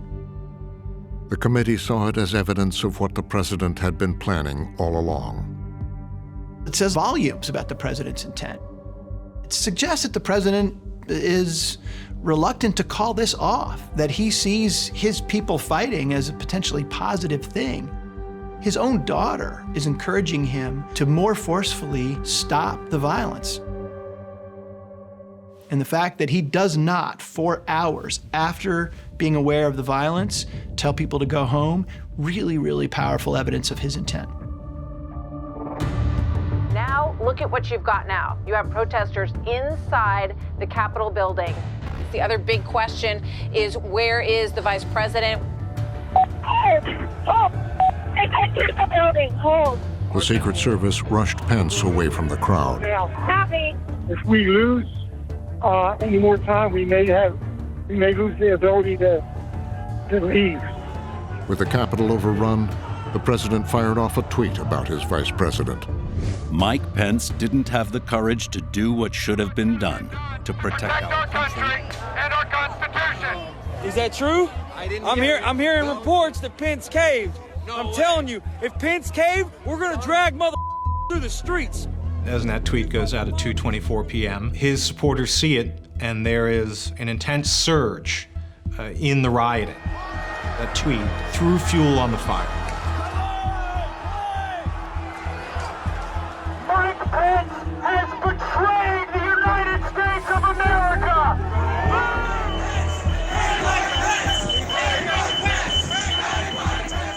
The mob goes down there to the Capitol and chants, "Hang Mike Pence." And they actually build a gallows out in front of the Capitol. I mean, they meant it. I can only imagine what Mike Pence must have thought when the full weight of the betrayal must have become so palpable for him, when he must have thought, it has come to this, that the one moment as vice president where I have stood on principle, I am being treated as the enemy, and they've come for me, and the president is attacking me. Not only is he not calling to say, "Are you okay?" He's egging it on. It is an amazing moment. At the White House, Pat Cipollone was growing concerned for the vice president.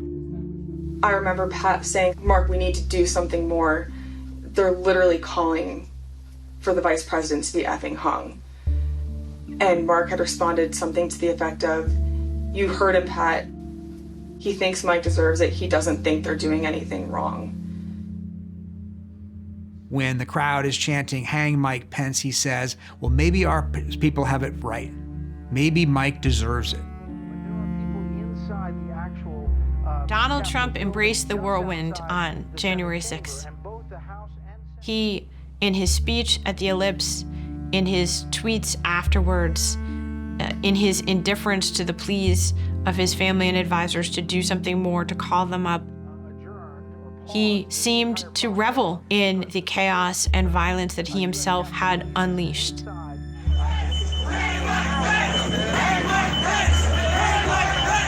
Copy. Clear, we're coming out now. All right, make a way. We had the footage from inside the Capitol where Pence is rushed down the steps by his Secret Service detail along with his family. To his credit, he did not take the Secret Service advice and leave the Capitol. He stayed, he provided direction to what was going on. He offered the stability at the moment that the president refused to do. Finally, police began to regain control of the Capitol. The Capitol grounds have been secure. Police had to use tear gas. Troops are deployed around the Capitol perimeter to prevent any more violence of what we saw this afternoon. Good, Chase. When you're ready, sir. President Trump finally gave in and went out to the Rose Garden at 4:03. You tell me when? When you're ready, sir. For 187 minutes, he was sitting there watching the news, wondering if his people would win, until he saw that law enforcement had turned the tide. And only when law enforcement turned the tide did he then begrudgingly try to cover his backside and look like he was against the violence in the first place. Who's behind me? He's gone around. We're all clear now. I know your pain. I know you're hurt. We had a election, let me say. I know your pain. I know you're hurt. We had an election that was stolen from us. It was a landslide election, and everyone knows it, especially the other side. But you have to go home now. We have to have peace. We have to have. When he ultimately issues his video, this isn't a guy who is apologetic for any of this. This isn't somebody who says, oops, this has gone awry, this has gone too far. Quite the opposite. So go home. We love you. You're very special. I know how you feel. But go home and go home in peace. We love you. You are special. These are people that have assaulted the U.S. Capitol building, have attacked Capitol police officers, are trying to stop the proceedings of Congress. And Trump does tell them to go home, but then immediately adds, we love you, you are special.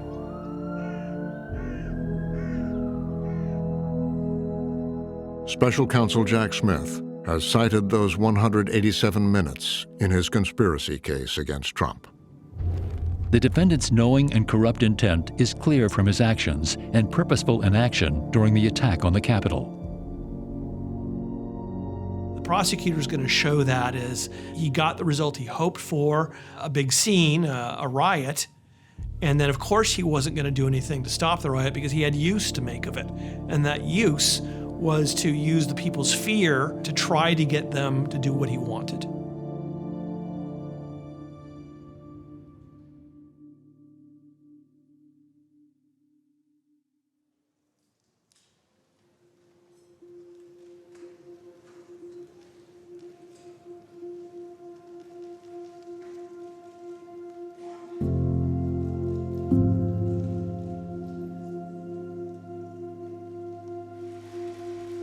After more than a year, the January 6th Select Committee issued criminal referrals against Donald Trump.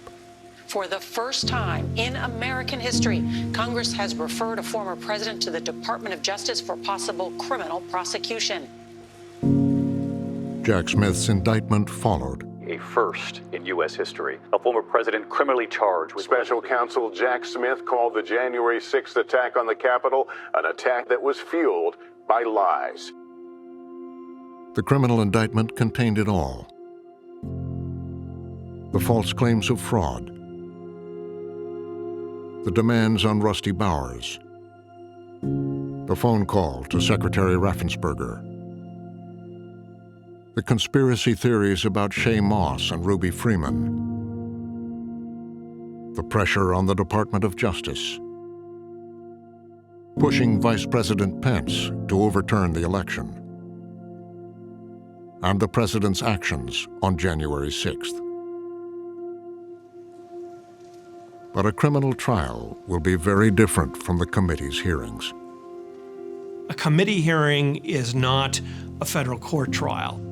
There's barely any rules other than what the committee says there are. The rules of evidence don't apply, and they will very much apply in federal court. There are numerous privileges and other barriers to getting in evidence that don't apply. So you can't look at the testimony in front of the January 6th committee and assume that the same testimony can come in at trial. The prosecutor has to figure out, okay, what parts of that can I get in? Will the judge let me do? There's so not a script for this. It's hard to imagine how it's going to play out. Donald Trump is going to be the defendant and the candidate all wrapped into one. It's just unprecedented. The state Supreme Court has ruled to remove Donald Trump from the state's 2024 ballot. Trump's attorneys say that he is immune from prosecution because he was president of the United States. There is a real possibility the trial will be delayed. The question is, how long? Trump's best strategy right now is delay. Donald Trump is trying to do everything possible to delay this trial until after the election. Because he is a very unusual defendant in terms of his potential power. If he wins the election, he can just order the DOJ to drop the case entirely. So he has an enormous personal incentive to win the presidency just to get himself out of legal jeopardy. Donald Trump, I think, understands that his best chance to avoid conviction and stay out of jail is to return to the White House.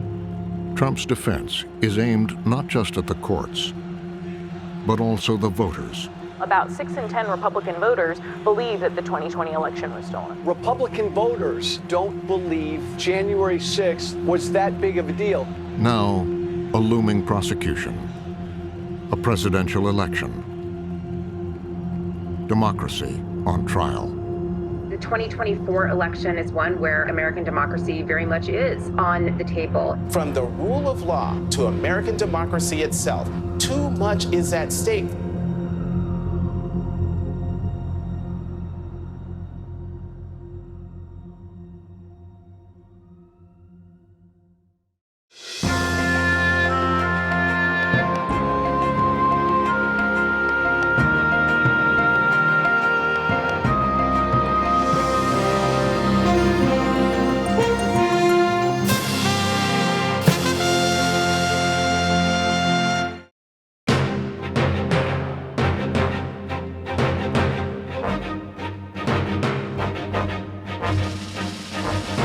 For more on this and other Frontline programs, visit our website at pbs.org/frontline.